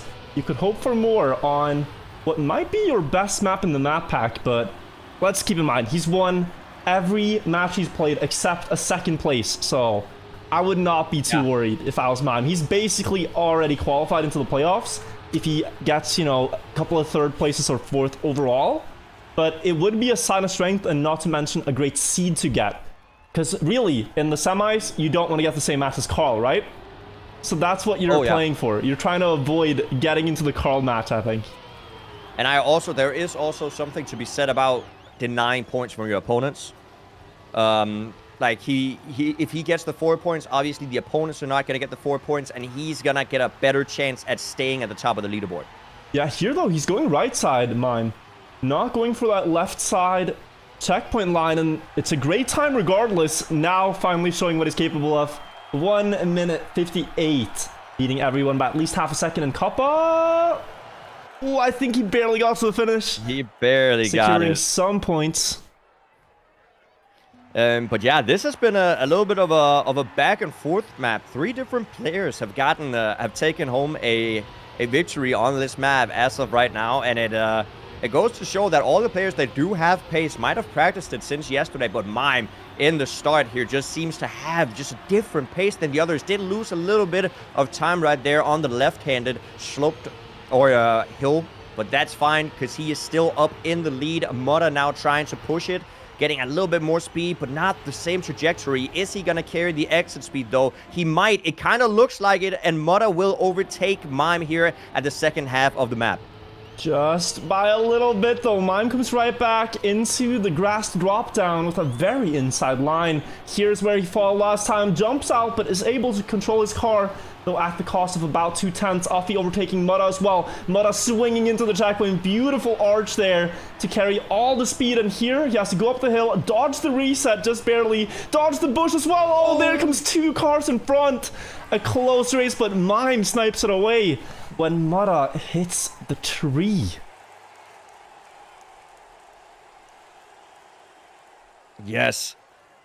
Okay. What did you see? What the fastest time was on that? It was a 1:00.5, right? That was the case. 58, I think, to be on the dot. That is still very impressive with the pace right there. But we did see them a little bit faster yesterday, right? They were. I mean, Mime is maybe the exception because he was able to reach 1 minute flat 40, so about 2/10 faster. It's really hard to drive that pace because then you're getting extremely close to, you know, the world records and whatnot. So a 0.5 is nothing to scoff at. I think if I play that map, I do like a 2, 3, 4 seconds behind whatever they are driving. Right? It's spectacular. It is crazy the paces that these guys are driving on, and we're now going to be driving on Slalom. Can you say a little bit about that map, Virtual? I really love this map and that it's making a return. This was played in last year's World Cup. It's actually the map that Carl Jr. won the title on last year when he beat Offie in the round there in the finals. It's back this time. It's not been changed at all in terms of the map layout, but the scenery has been set in a new city that is looking over the track, and its defining features here in Paris is that you go slaloming between obstacles here on the dirt between the gates, then in the reactor uphill between these narrowed road sections, and finally on the ice as well is the last slalom. That's the most tricky one because you can very easily lose grip of your car. Yes, and now, yeah, right here, the turnaround on the ice is also very tricky, very easy to make a mistake right here. The players make easy work of it though, and Offie maintains that lead, getting the first victory down here on Slalom. I really thought when you were saying the identity of the map, I was so sure you were going to talk about Arc de Triomphe or the Eiffel Tower, but then you talked about a sausage block, but that's fine. I did talk about the sausage blocks, and you know, now that we're here in England, in beautiful Paris, England, just like on the other map where we're in London, France, you can see it all around. It's visible to the eye, so I just want to talk about what you might not pay too much attention to. That's true. That's true. Now, as we go into the second round of the map here, a little bit of a full speed section, and Afi once again seems to have a decent amount of pace on this map. Can he take home 2 victories in a row? This map was picked by Mutta, who's currently on 3rd place, but he might have a little bit of an extra pace up the slalom part that we're gonna head into right now. Yeah, up the slalom. What's very important here is that the reaction booster actually runs out just as you get to the top of the hill, and you really have to be quick in the slalom to not fly off there, because if you run out of boost, you just go soaring over the checkpoint. They all manage, of course. It's something that a casual player might struggle with here in the last slalom. Looks like Cup has a lot of speed that he cannot really control that easily. This is going to go wide. Is there going to be a lamppost to deny him? Yes, release, and off he will snipe 2nd place. Will Mutta make this? Ooh, will he? Oh, barely. Barely secures the 3 points. Not a great start for him, though, to his own map choice. No, that is not a great start for his own map choice, but once again, maybe he picked the map to get it out of the way, as you said, so it wouldn't be one of the maps in the finalist position, or he picked it due to, I mean, I don't know, show dominance. I think historically this is one of Mutta's better maps. He really has a good understanding of ice, and the last turn specifically. When this map released last year, there were a lot of people talking about how that last ice turnaround is so random, and I asked him ahead of a cast for like what really is going on, and he was like, yeah, if you angle the car and it rotates this fast, you'll have too much RPM. And it's like, he really understands what's going on and what's happening to the car, and also how to avoid it. So this is one of his strengths. He used it last World Cup, that ice turnaround. He usually gains about a 10th when he nails it. So in a close round like this is where Mutta's expertise could come through and give him the win on slalom. That's maybe why he picked it. Look at that close ice turnaround, and then also carrying the speed. Really knows exactly what to do in that part, and that's where the 10 points are at. And that's a 103.4. That is still a very fast time. Also, just a quick little update. Less than an hour before the tournament started today, Mime actually got the world record on this map. So Mime has also been putting in the work before the tournament started even today. What was his new record now? It's a 103.26. Ooh, 26, that's fast. Yesterday it was a .30 here though. Mutta will not really get another chance to show how good he is on this map, because that was a small clip of the wheel, costing him a second, and Mutta is then falling a little bit behind Mime and Offie so far in this match. Two very formidable opponents, but Kappa as well. This is a much needed moment that he has to step up in and gather some points. Now that Mutta's out of the fight, at least a 2nd place is well on the cards. Catching Mime in first, the world record holder as of now, could be tough, but they're both running away from him before the slalom on the ice. So we see the setups here. Offie's going to go in with a lot of speed with that high line, but really you just have to barely avoid the car from shifting gears while carrying a lot of speed for the downhill. And look at this, Offie with a good setup. Mime has to adjust a lot, but it will be advantage Mime, and he takes another win here. 53 points for Mime now, almost catching up in first place in the match. Yeah, Mime has done really, really well on this map, even if it wasn't his map pick. And, you know, as we just said, he's been putting in the work, getting a world record while just practicing the map. And now we're going to jump into, let me just check, New School, I believe, right? New School is the map, and this one is chosen by who exactly? Do you have notes? Offie. Offie's pick on New School. All right. So we are in Rio. Yeah, we are in Rio, and I was just taking a look at some of the records here, and I cannot actually see any of the players that are in our match other than Kappa in the top 5. So they might have some hidden lines or not been practicing online, so it's going to be interesting to see their pace. We did see Kappa on this yesterday, and he was able to do 105.4. That is, you know, really good pace considering Carl Jr. had 0.3s and 0.2. It's high-level stuff, that's why he's in the top 5. The others we don't really know, so we'll have to see what they can deliver. One fun fact about this map is that it's actually the exact same racing layout as a track used in the 2012 World Cup.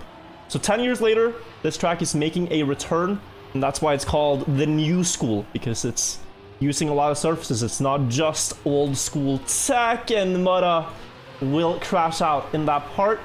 The replayers left to fight for the first round. Yes.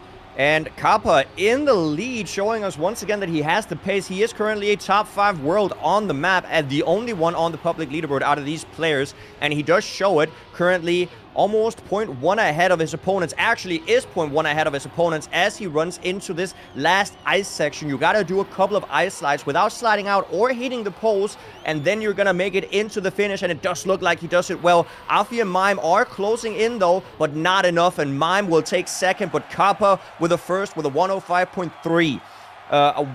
One quick addition to say to chat, anything 0.3 or below is incredibly fast. It's so good. It's like top 5 leaderboard in the world. Keep in mind, these guys have practiced the maps for weeks before they released. So this before the tournament started. So getting into the top 5 there is formidable, and to do it consistently is even more formidable. Second round out.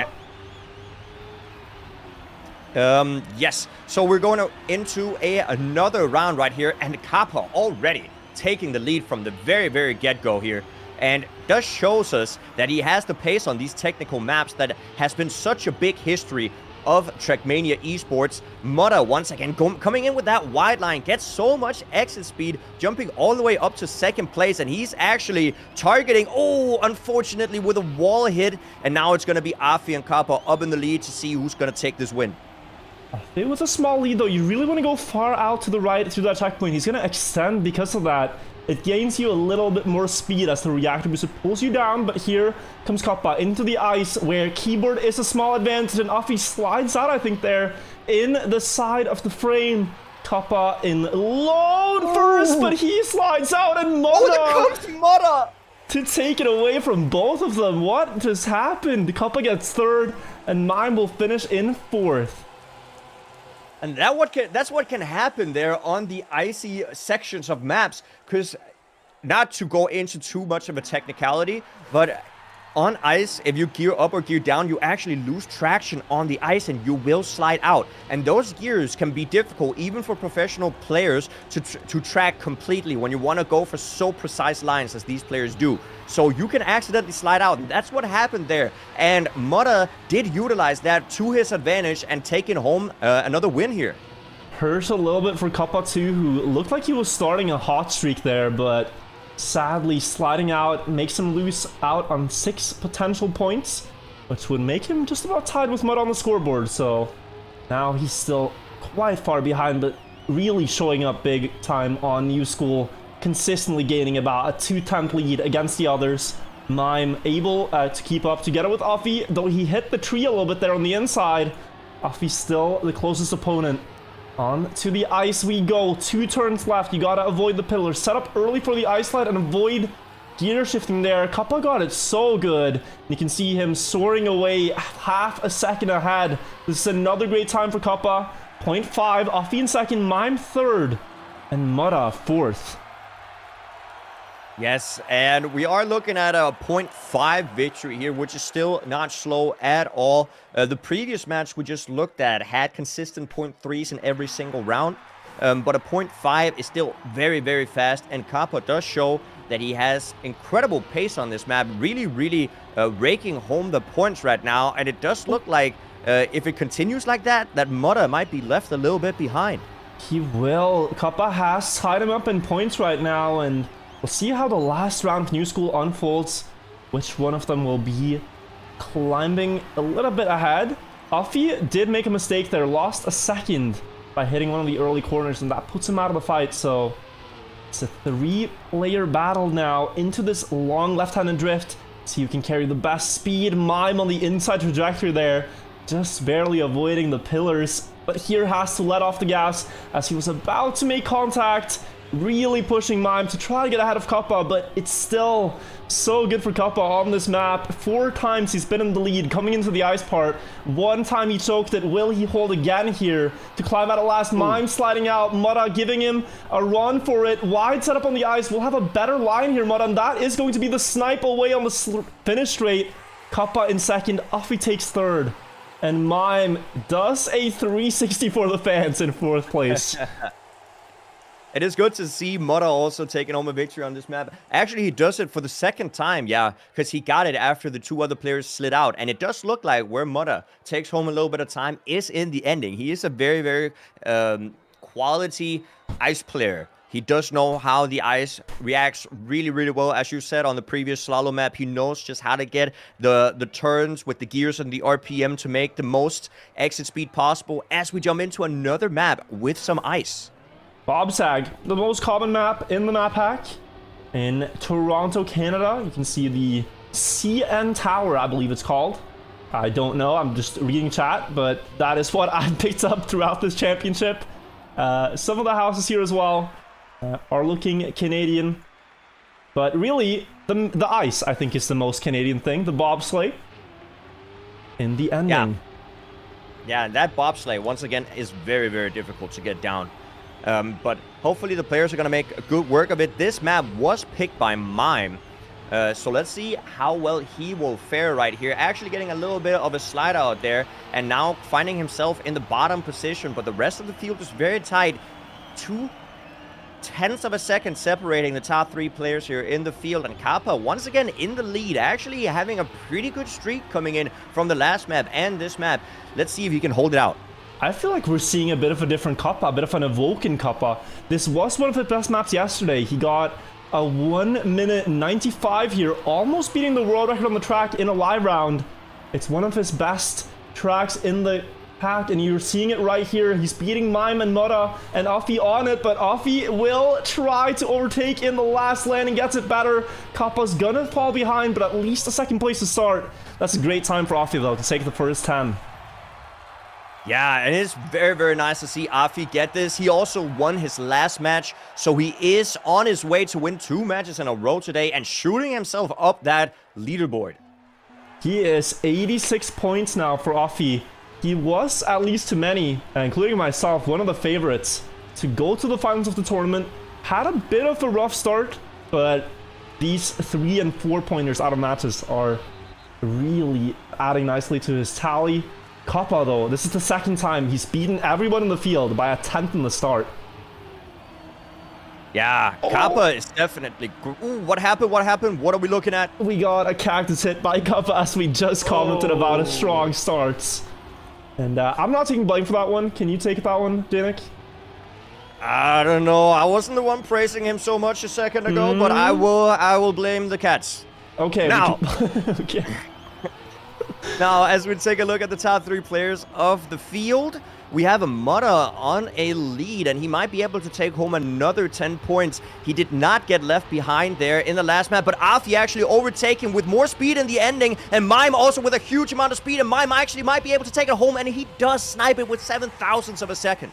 Incredible end speed for Mime there. That shows just how important on bobsleigh landing a tiny bit cleaner can make all the difference. And just keeping a little bit more ground contact there is what gives him that win and 4 extra points to his tally now at 82, and really trying to keep up with Offie. It's not that he needs to, because, you know, he's been doing so well, but I think he would like to get a great seed and also show Carl Jr. in pack, like, I'm right here with you. Oh, absolutely. But as we've talked about, from Grenadi down to Massa, Afi has 14 points. He is not necessarily 100% in it yet. It would be nice to just get a little bit above that 20-point threshold that we think is needed. And I think Afi knows that as well, so he's going to try to push it as much as possible. But he is looking really well here on the second match of the day. It's looking great for him. Kappa, though, again a fast start. This time, we're not going to blame the cats, as we're going to praise them instead. Kappa holding that all the way to the last part, the bobsleigh zigzag. Does he get enough speed to land this next jump clean? Mutta looks like he has a great setup for it. Kappa bouncing out. Perhaps it's his cat's fault. Perhaps it's Mutta's fault, but he's coming in to snipe this win away and take 10 points for himself. That was a fast ending there coming in from Mutta. We're getting closer and closer to that sub 101. Only one person, Massa to name him, has a sub 101. So the closer we get to that low 101, the faster the times are going to be. And it looks like they keep, you know, taking just those hundreds away. For sure, the last round now of Bobsag, and every single time Look at this line from Kappa here. He goes so much on the inside of the drift, and he beats his opponents time and time again. Then in the downhill, he sets up a little wider, and people on the inside line tend to get slightly closer here, but Kappa has some great runs here, and he just needs to secure them in the ending to really get the payoff that he's pushing for. And what is also important for the other players is we can see that Afi is in the back, and it's going to even out the field a little bit, especially if Kappa gets the victory right here. The field is going to get closer and closer to each other, and we're going to get closer and closer to potentially a double or even triple finalist situation as we get into the bobsleigh section. And Kappa fighting here with Motto, who's going to get the best ending. Motto with so much speed. What a clean landing right there, and Motto is going to take it home for another 10-pointer and another best time of 101.18. Great stuff from Mudda there. 2 fantastic ends in a row. 20 points in a row. And you can see him jumping up into second on the scoreboard now, overtaking Mime there as we go to the next map. Yeah, and I believe it's going to be Heart, the random map picked. And as we've talked about before, Heart is one of the maps that are pretty consistent and very, very pace-based. So we're going to see some very tight fights coming in on this map, and it's going to be down to who has the best technical execution throughout the map until the last section. I have an interesting stat to share about this map. Okay. It has never been banned. Okay. No one wants to ban Heart. We have to, maybe it's a saying about life, maybe it's just Heart being a great Trackmania map, but we cannot ban Heart. No player had the heart to do so, Jnic, as we start the round here. We could have finalists by the end of this, so take it away. Yes, going into the first match or first round here of Heart, and as you can see, as I said, the players are going to be driving on top of each other. The pace is going to be very, very close here. But as we've seen, Kappa has actually been able to take the pace very, very high in the last couple of matches. So maybe he is going to be able to utilize the pace-based sections of this map.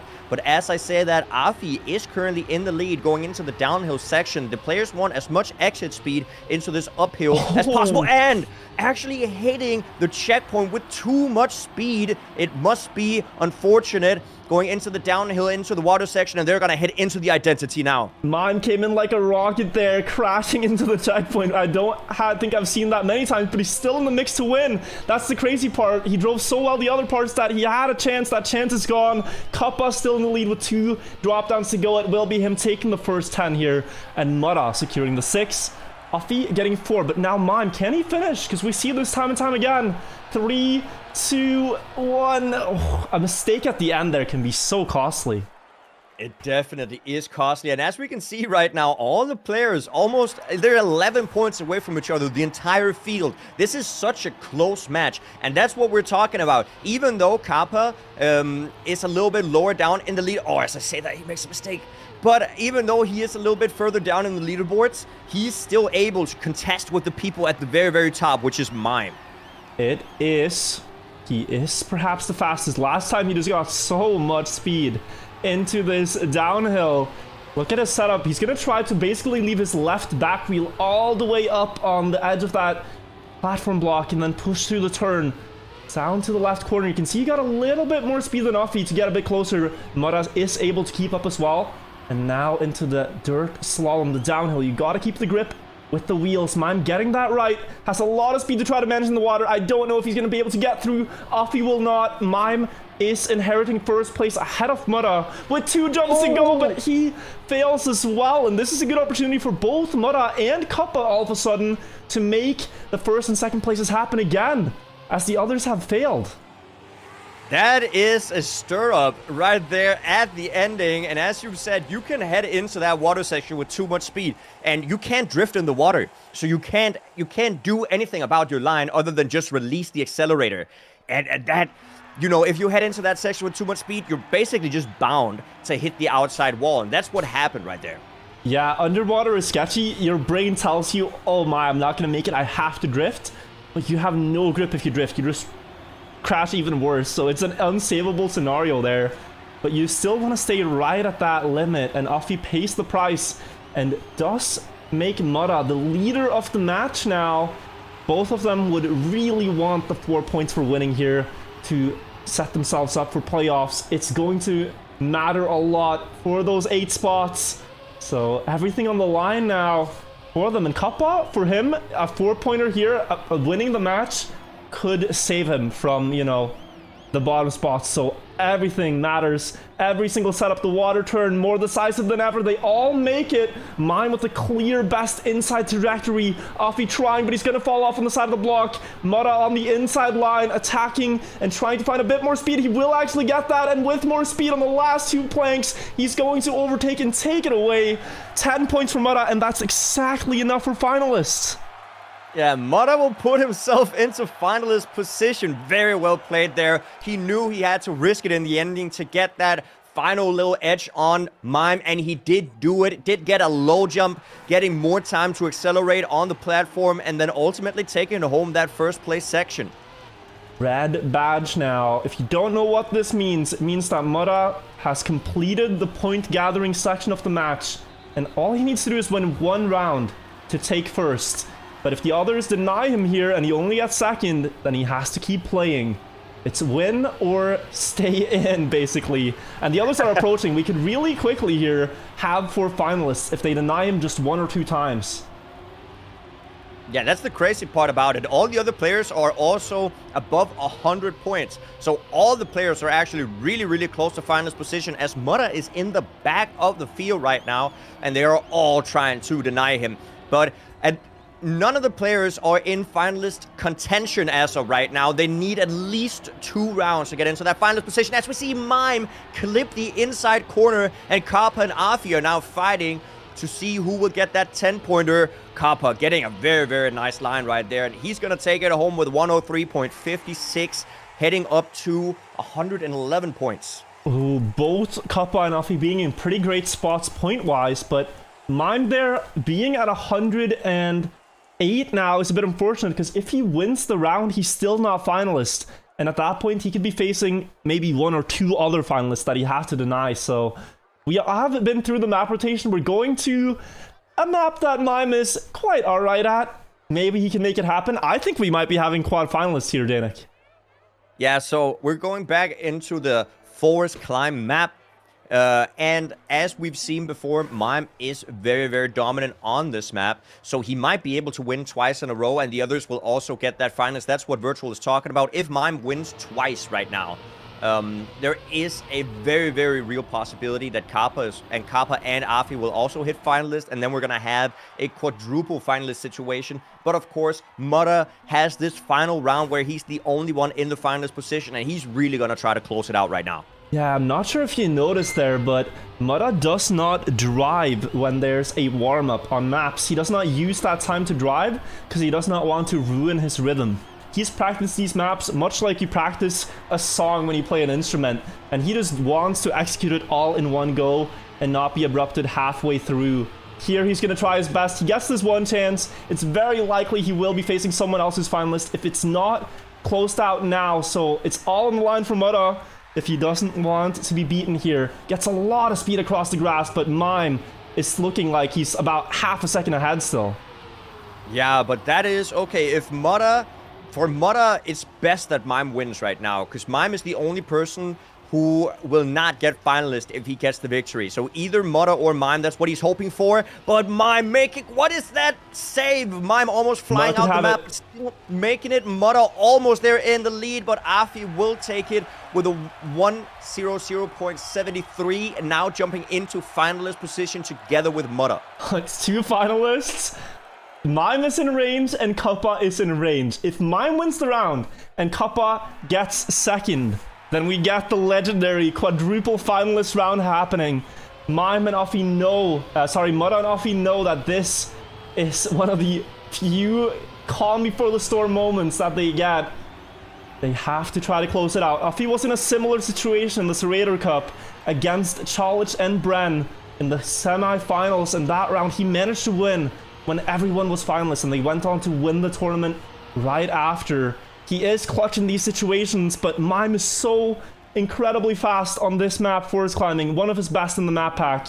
Time and time again, you'll see him in first at the grass, but Mudda is much closer this time. Before the identity, he's actually ahead, Mudda. Could this be the win now? Into the identity we go with 3 players fighting for it. Kappa with a mistake, but anything can still happen. Mime pushing on the staircase, not gonna fall off the edge this time with a great line here, going around the tree together with Mutta. Afi on the outside line with the red badge, could close it out in first. Mutta trying, but it's not enough. Afi wins it with an incredible time and takes first in round 6.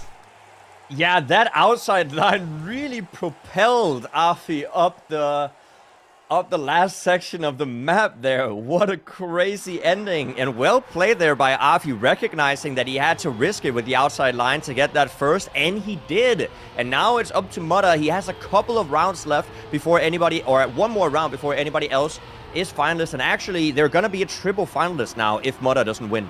And it's so crazy to think that Mutta drove a .53 and lost. Like, they really pushed everything they had. That's close to the world record and some of the fastest match times we've seen. So, Mutta did not drive slow there by any means. The others as well. It's just Afi was a little quicker, and they're gonna have to do that again. They know where the bar is at. Mime, again, first out of the grass here, but Mutta able to find some time usually in this section and in the identity, and he needs to, because if he doesn't, it's gonna be triple finalist.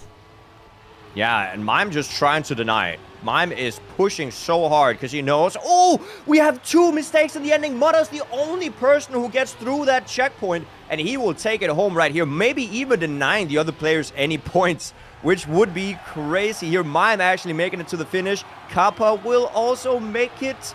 Yes, so we're going to have a double finalist situation, and Mutta will take home that victory after Kappa and Mime unfortunately hit the checkpoint.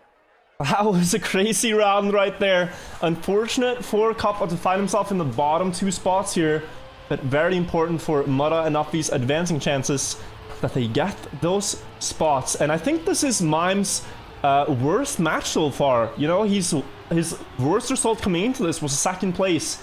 Now fighting for 3rd and 4th in this one final round against Kappa. It's all on the line. Yeah, it is crazy to think that Mime has gotten first on almost all of the matches and 2nd in only one of them, and now he's about to maybe get 4th on a match that has maps that favors him. So that's crazy to see, but right now he is in the lead ahead of Kappa by 0.4, almost 0.5 going into the identity. All he has to do is get it home, half a second here to work with, and maybe he will make a crash happen. I don't think so. It seems like he got it just perfectly. One last uphill, and he will get into the finish, take home 3rd place for himself. And a good time to close it out there for Mime. Gets 3rd here. Again, I think for him at this point, it is about finding the consistency. He most likely will make the playoffs, but for Kappa, this could be the final nail in the coffin. It's going to be so tough to get to around 20 points from where he's at now. Yeah. So, that was match 2 with the different players here. I'm going to go ahead and check if any of the other matches are still going on so we can catch the last section of those. We will see if there's more action to be followed, but guys, there's still at least 2 more rounds that are going to be played after this. We hope we're enjoying it so far. Cast of World Cup. Today is the group stage. Tomorrow is the playoffs, semifinals, and the grand final, where we actually get to know who's our next world champion of the game. It's exciting. It is going to be crazy. Tomorrow is going to be such an intense day.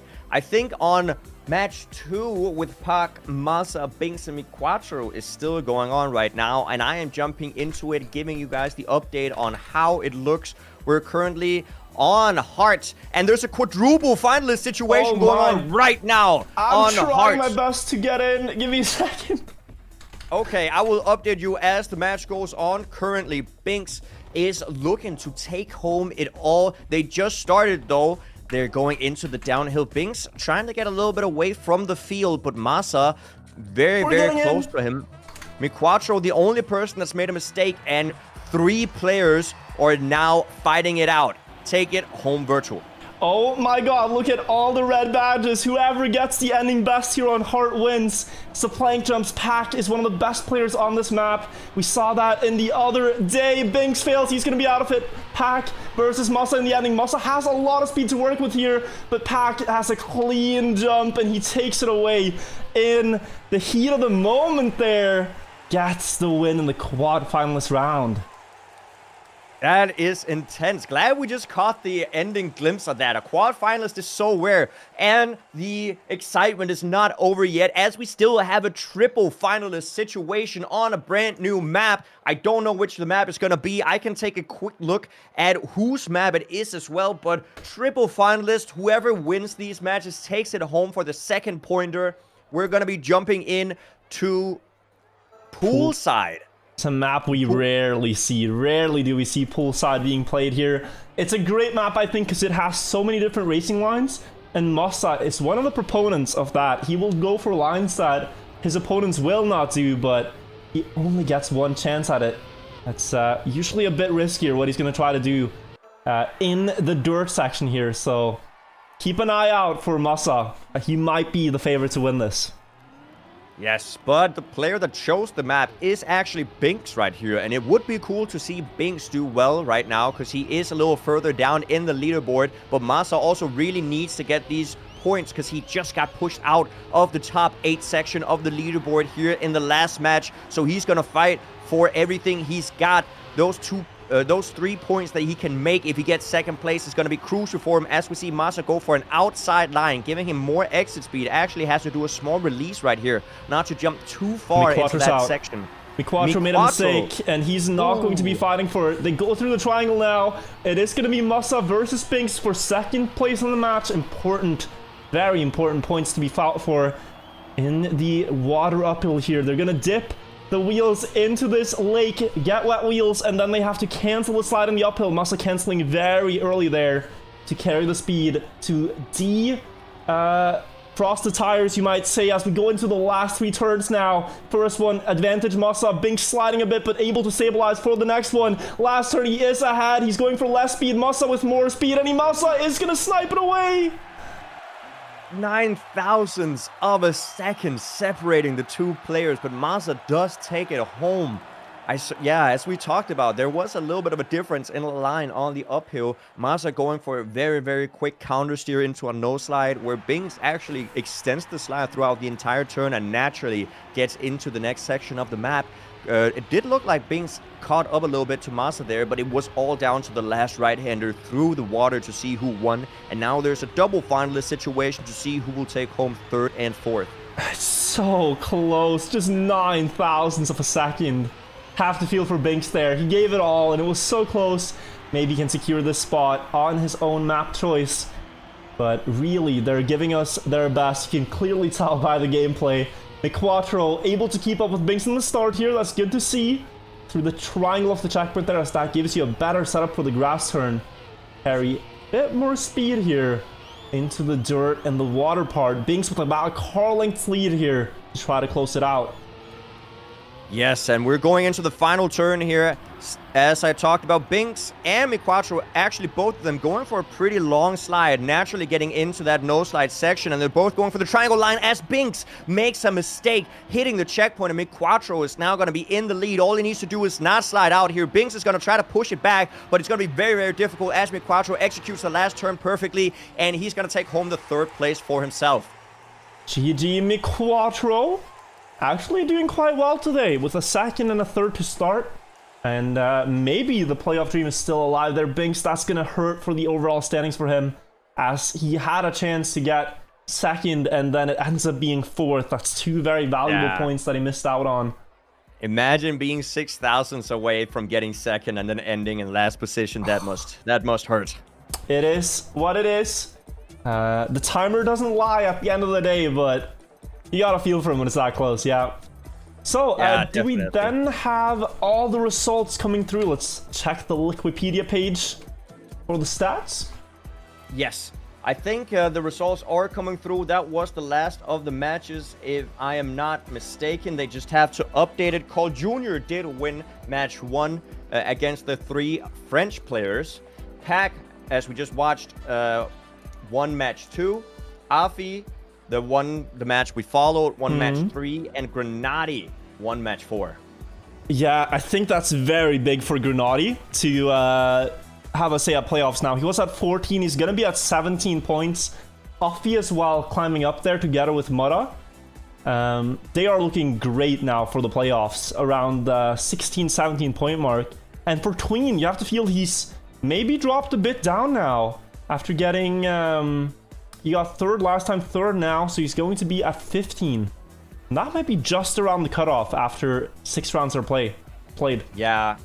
It's huge for Masa getting that second place, as we just saw. He's going to get 3 points to his name, jumping up to 15 as well. It is so close here at the cutoff point between the top 8 players.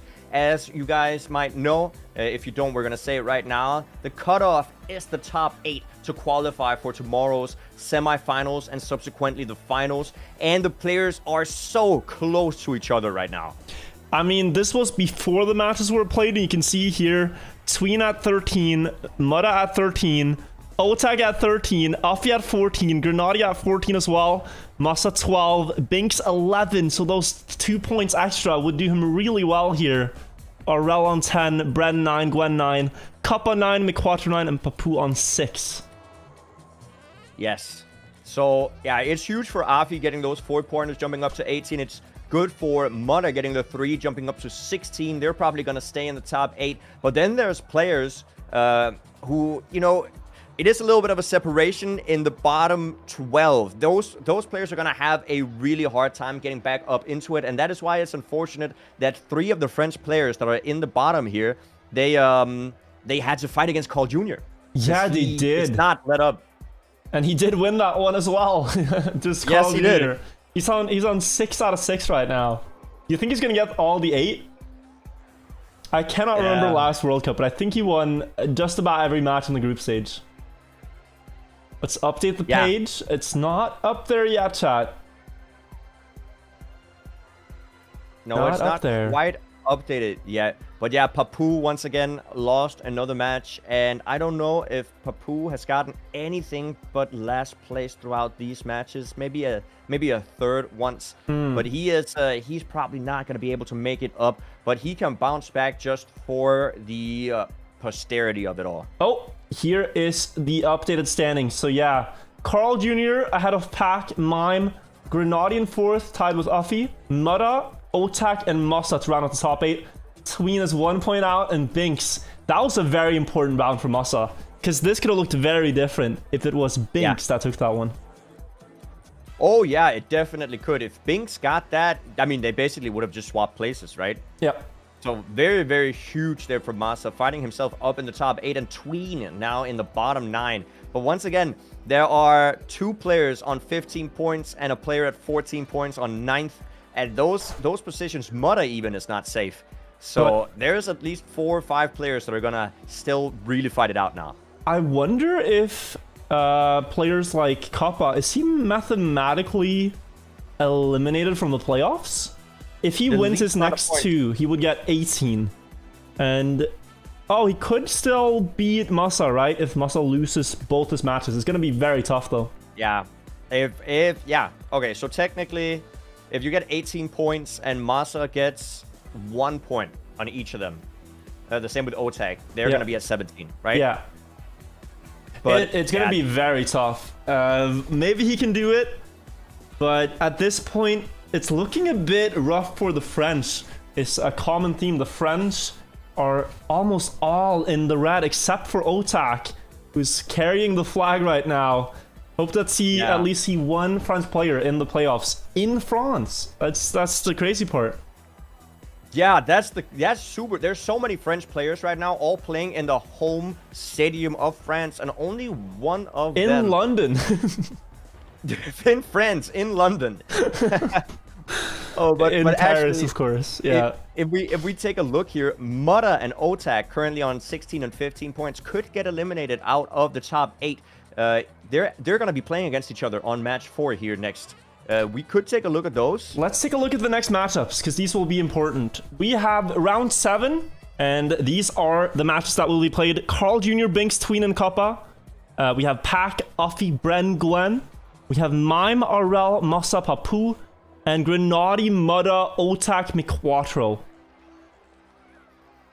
Okay, so if we look at the last one, Grenadi, Mutta, Otak, and Miquatra. Mutta and Otak are dangerously close to getting out of the top 8. Grenadi on 18 points seems to be pretty safe. And then there's Mi4 on 11, who has to basically win the next 2 matches if he wants a chance to be in it. But there are also another one. Was it Carl Jr., Tween, Binks, and Kappa? It must suck to play against Carl Jr. where you're in such a situation as Tween and Binks is. Tween and Binks on 9th and 10th place really, really need the points. But they're going to be playing against Carl Jr. right now, which is also going to be just difficult. Yeah, and then you have match 2 there with Bren and Gwen, who are both tied for 12 points right now. Also the same in match 3 there. You have Aral on 12 and Binks on 12 as well. The French players are all around the 12-point mark. But I think that match 4, with the implications that it has for the overall standings, will be very interesting. If Mutta and Otak score big, they could advance up and secure themselves a spot closer and closer to playoffs. If Grenadi wins here, he's basically safe. There's no catching up. But if Grenadi gets last, I think you could then again fall into the danger zone. If Grenadi gets last, he could fall into the danger zone. Mi4 has to win. There's just no other option. Win or maybe second, and he might still have a small possibility, but basically has to win. And then there's Mutta and Otak in the middle of the standings, who both need at least a second place, preferably to be safe, but a third place would do. They just don't want that last position. Exactly. So I think match 4 here is the one that we will be watching, chat. But remember, there's so many casts going on. If there's a match you'd rather want to watch, you can check the Trackmania directory below the stream and listen to another cast of it. So you're not going to miss out. There will be broadcasts of every match. I mean, I do agree that Summer 14 is definitely a great map. Unfortunately, there has been some cutoffs, which is not that great. We're a little bit match about that. But Virtual is one of them, so I guess I can't be too mad right now in front of him. You cannot. I do love that map. We're on Red Landing. It has bobsleigh. That's something to get excited about. I like bobsleigh. I hope you do too. You have to do steering movements at about 40% steering to get the most amount of speed. And there are several of those here. Grenadi is really good on this map. He's picked it and favored it a lot of the time, actually, in the tournament so far. Not sure if he was the one who selected it this time, but we're seeing it. Could favor him. Mi4 has some good personal bests, and we've seen Mutta be consistent at this as well. I just have a question. Did you say this map was Bobsack? I think I said Red Landing, but it has bobsleigh. Oh, that's what you said. Good, because I was going to say that Grenadi actually banned Bobsack.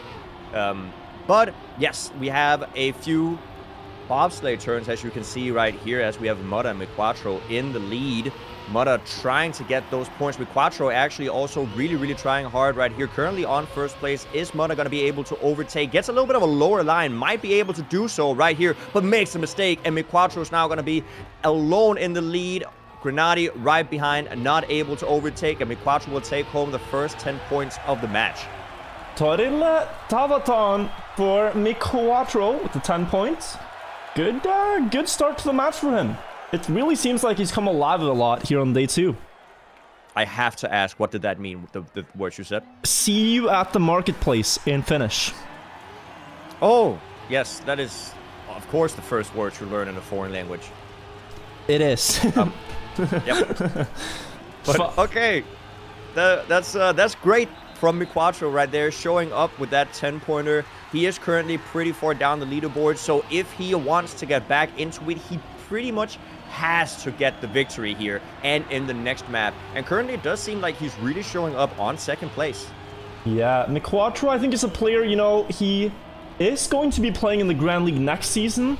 He has played 3 World Cups in the past, and the best he's done is 15th place in his career. But this World Cup has been going better for him so far. I had to respawn there as he touched the water, and that will not enable him to continue driving. So it's best to just respawn and get rid of the wet wheels. But overall, this is looking like a better World Championship for him, and I'm excited to see how he develops. This part of the map is the worst, the Red Landing. It is so hard to control, as your car instantly gains about 200 speed when you hit this booster, and then you just have to react to the outcome. Otak crashed, Grenadi takes the win, and it looks like a close battle here for second. But Mi4, despite the respawn, takes that. Very, very nice. Is Otak not going to get the finish? I don't think he is, and that is not great for Otak as Mutta gets further away from him. Here we have a few storylines. Grenadi in the map from Attacks, the German player from Attacks, playing on a steering wheel, is trying to defend his top 4 position on the leaderboard, so he is trying his best to get a good placement. Mutta and Otak, only 1 point separating the two in the leaderboard, and actually very close to getting eliminated from the top 8. So both those players really, really want to get a top 1 or top 2 position right here to secure their placement in the semifinals. And then there's Miquatro on 11 points, the 3rd last position on the leaderboards, but can still find his way back up if he manages to win the rest of the matches. So all of these players have a lot to fight for. They do. Grenadi would need at least a 2nd place to guarantee advancement into the playoffs, which is massive for his first World Cup. Otak and Mutta need an average of 2nd place, so either a win or a 3rd, 2 2nd places, or, you know, yeah, that's the 2 outcomes you can get. That's beneficial for you. Miquatro crashing out here, but a good chance for Otak and Mutta, the aforementioned, to pick up some points here, especially for Otak since it's been a rough start. Grenadi will still be ahead, but he gets a 6 here to help his case a little bit. And once again, just for the people tuning in, you're now watching the World Cup 2022 of the Trackmania esports scene. We're in a format where the players, they get points depending on their position. First player that finishes gets 10, 2nd gets 6, 3rd gets 4, and 4th gets 3. First player to get 120 points, or once you get 120 points, you go into the finalist mode. And once you're in finalist mode, you just need to win 1 more round, and then you get the map or the match victory. 120, win 1 round, Pepo G. That's what you need to do. And Grenadi's off to a great start. 2 first places and a 2nd. On his map choice, if I'm not mistaken, he really is so consistent here. On Red Landing, has picked it before in the championship. It's a way that he's gotten up to top 4 in the group right now. Out of the 16 players, again, you see him in first before that identity. It's really, really tricky to line up those jumps to land exactly in a good spot on the booster. But when you use a steering wheel, you have that little bit extra position. And that might be what he's using here. Miquatro able to keep up. Going to land about the same spot here. Carry the speed. Otak with an awkward land. You can see Grenadi's just extending. He's going to land wide on the booster. Get that much speed for the finish. He is winning a 3rd time here. Miquatro in 2nd, Mutta 3rd, and Otak 4th. That is a great ending there by Grenadi. They're in the ending. They want to jump as far back on the red booster to utilize that booster to get as much speed as possible towards the ending, the finish line. And Grenadi executed that beautifully there in the ending. And now we're going to jump into the next map, which is going to be Otak's pick, and it's going to be Poolside. Poolside. I'm so glad we get to see this map. Otak dominated TMGL Challenger League with this map. He was looking really, really good. I remember especially the matches where he would try to wait for the 4x, 5x multiplier last autumn. Yeah. He's had some stories here, and it is a map that he's very well versed on with the lines and might be able to beat out his opponents. This is where he fancies his chance. Excited to see what he can do with the map. Absolutely, and also just to pick up some of the story here, Otak's personal best that we know of on the leaderboards is a month old. Oh, wow, okay. Yeah, it is a 111.018. That was a month ago. That's a month ago. So let's see what his pace is, if he has continued to practice the map or if he feels that pace is good enough going into the 1st round of Poolside. And Otak is currently in 3rd place. Oh, as we have, who's that? Grenadi hitting the outside border, flying out, and now Miquatro and Otak are gonna find themselves on 1st and 2nd position here, fighting it out for the 1st match. Through the triangle, they're both gonna do that line. It saves a couple of hundreds. Wider setup for Otak, getting more speed into the dirt here, inching closer to Miquatro, who's still holding on to the lead. So we go into the ending, very technical part here. You have to flick the car to the side with wet wheels, cancel the slide into full grip, and then carry this while your tires are drying up. Jump into another triangle of attachment here. Otak's gonna miss that. Mudda overtaking, and Mudda is looking for the win here. McQuattro desperately trying to hold on, but Mudda has more speed in each part, setting up wider. Mudda will not make it into first though. McQuattro takes the first here. A 111.3, not a bad time coming in here from McQuattro. For reference, the world record is a 110.9, so a very high 110. So if you go low 111, you are looking good. Hopefully we're gonna get closer to that 110 situation as the matches go on. It was just the first round, and I do want to see what it looks like if OTAC gets that flawless run. Yeah, for sure. I'm just happy to see McQuattro able to keep it up here. It's rough when you're near the bottom of the scoreboard after day one, but he's really getting back into things. Grenadi with a very wide setup for that drift. Intentional or not, we'll get a bit closer as we see Mudda do this outside line. This is one of the coolest things. You gain a lot of speed, but then you also have to release to try to avoid the gear afterwards. Gains a couple of hundreds if you dare to go for that. And the only players I've seen doing it are Mudda and Massa.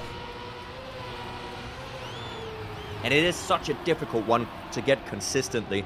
And it's so risky. I don't know if you, Chad, have tried driving on the outside of dirt like that. But there's also a few different lines here. Mudda actually getting so close to first place, going with that no slide line, and he's trying to push it up. Also going outside right there, and he's close, but he bonks the wall, and OTAC is now going to find himself alone in the lead. Grenadi, McQuattro trying to get up. McQuattro with a little bit of a slide out. Grenadi trying to push it, not quite. And there OTAC goes with the new best time of the match here with a 111.17. Great time for OTAC. As we said, that personal best from a month ago might not be his real true potential here. And with only 16 points going into that round, 10 more will do him nicely. As he overtakes Mudda now in the match, and we're starting to see a little bit of a rift between Grenadi, McQuattro and OTAC and Mudda, the two pairs so far. Yeah, but hopefully Mudda and OTAC, the ones that are actually in the situation where they can get knocked out of the top 8, they're in the bottom of the leaderboard right here, right now, and they're gonna try to see if they can get back on their own maps. Now, this is OTAC's map, so he's gonna try to get out in front, and he's doing it beautifully right now. 0.2 ahead of the rest of the field. He's trying to extend that lead, but Grenadi and Mudda are not letting it go easily as we get into the second section of the map. OTAC, what's the checkpoint gonna be? It's a little bit faster, I think, than last time. As we see players sometimes get close to sub 43 right there. Good indicator that we are driving fast here. OTAC still well ahead of Grenadi and Mudda, who's doing great runs. But it depends so much on your precision in this ending that you jump through the checkpoint, you set up this drift correctly, you dodge that pillar just barely to carry a lot of speed. They all three managed it. Mudda sliding out a bit here though, and it's going to be between Grenadi and OTAC. But even Grenadi cannot keep up with OTAC's pace as he again gets down to that low 111. Yeah, that low 111 pace, that is what we like to see. I do think that OTAC can actually push it a little bit harder, but he sees his opponent's pace and might realize that it's not needed to push for that very, very low 111 to get these victories, because a low like 111.2 or a 111.1 is enough to win these rounds, and sometimes it is more beneficial to be consistent than being too risky. I've actually noticed that Grenadi's no sliding the start. As I say that, he gets an unfortunate landing on the barrier, and that costs you speed, but he's trying to do a very small trick there just to gain like a couple of hundreds, 200s at most maybe. Mudda with a mistake as well. It is the two top performers on this map, McQuattro and OTAC, in a 1 versus 1 now. And for OTAC, this is a full comeback into the match. Like, with a win here, he's going to go from last to first on his map pick. Or close to first, rather. Yeah, very close to first, and that's what you like to see from OTAC right there. And as we just talked about, OTAC is very, very close to Mudda in the leaderboard, and he is looking to push Mudda down under his position right here. As we go into the final section, OTAC is in the lead. McQuattro trying to push it, getting a really good drift right there, getting a little bit more exit speed, getting a little bit closer, but is he gonna get that victory? They're gonna be neck and neck. Is he gonna have more exit speed? Getting a little bit of a slide out, almost getting it, but OTAC remains in the lead and will get another 10-pointer on his map of choice. Oh, McQuattro was so close. He was feeling that turn by turn, catching up, but not able to hold it down in the end. OTAC just went from 16 points, 16 points starting that map, I think, No, it was worse. He got 34 points that map alone, and he's at 46 now. So that was, you know, about 75% of his point total just on that pick alone. And now we're in for a treat as we see a map we don't see too often. Mudda has picked Quicksand as his map of choice. A map that we've seen banned almost every round that we've spectated so far. It is the most banned map in the map pack. It is over 10 bans. I think it's close to like 14, 15 bans at this point from the players. They just don't want to play it. Why, you might ask? Well, it's really precise. Even in the start here, you have to set up precisely in the grass, and then it's just high-speed, precise driving, where just the smallest error in your setup, in your timing of the turn, will cost you. Like this bank turn here, you have to stay all the way up on it. That gains you speed, and we already lost one player, Grenadi crashing out, McQuattro crashing out as well, trying to set up. Here's a good example why the players might not prefer this, but Mudda, we saw him in TMGL playoffs, he was deadly consistent on Quicksand. And I think this map suits Mudda very well. Mudda known to be one of the best full-speed players in the entirety of the game. And this map does really show that you can utilize the exit speed of every single turn and just accumulate, snowball that speed as he gets such a good ice line as well. And he's going to push himself far in front of Otag right now. Only one left-hander and one more right-hander into the identity where they have to utilize the Quicksand, as they call it, to slow down the car and get the right trajectories into the finish line. Mudda currently in the lead by 0.4 of a second, and he's going to take home that first place. I like how Mudda started to do a slightly wider line there ever since the incident. Yeah. You just notice, like, he never approaches the finish there far on the left anymore. It's always like he has a wiggle room there now. He knows. The trauma hasn't left him. So for the people that don't know, unfortunately, Mudda was on a very big lead during the Trackmania Grand League finals, I think it was. And all he had to do was drive into the finish, but he unfortunately hit the post, and that made him lose. Yeah. Not the final, but that round. That one round, it was all but secured. So now when he makes sure to win the rounds, he does go a little bit wider there for safe master. Grenadi with a fantastic start here. 2 tenths out of the others, but has to release a little bit to get past the checkpoint. Actually went too fast there, and the others are capitalizing on that, making the gap only a tenth of a second. After the ice slide, Mudda's going to clip the edge of the block and fall off as McQuattro inherits the lead ahead of Otak and Grenadi. Very close battle here for the Quicksand. Yeah, they're going to be really, really close to each other here in the ending. And anybody's game is what it is right now. McQuattro still in the lead, but Otak trying to push it, going for a wider line. But he's going to have a lot less exit speed. Grenadi will overtake, and McQuattro will take that first place home with a 108.38.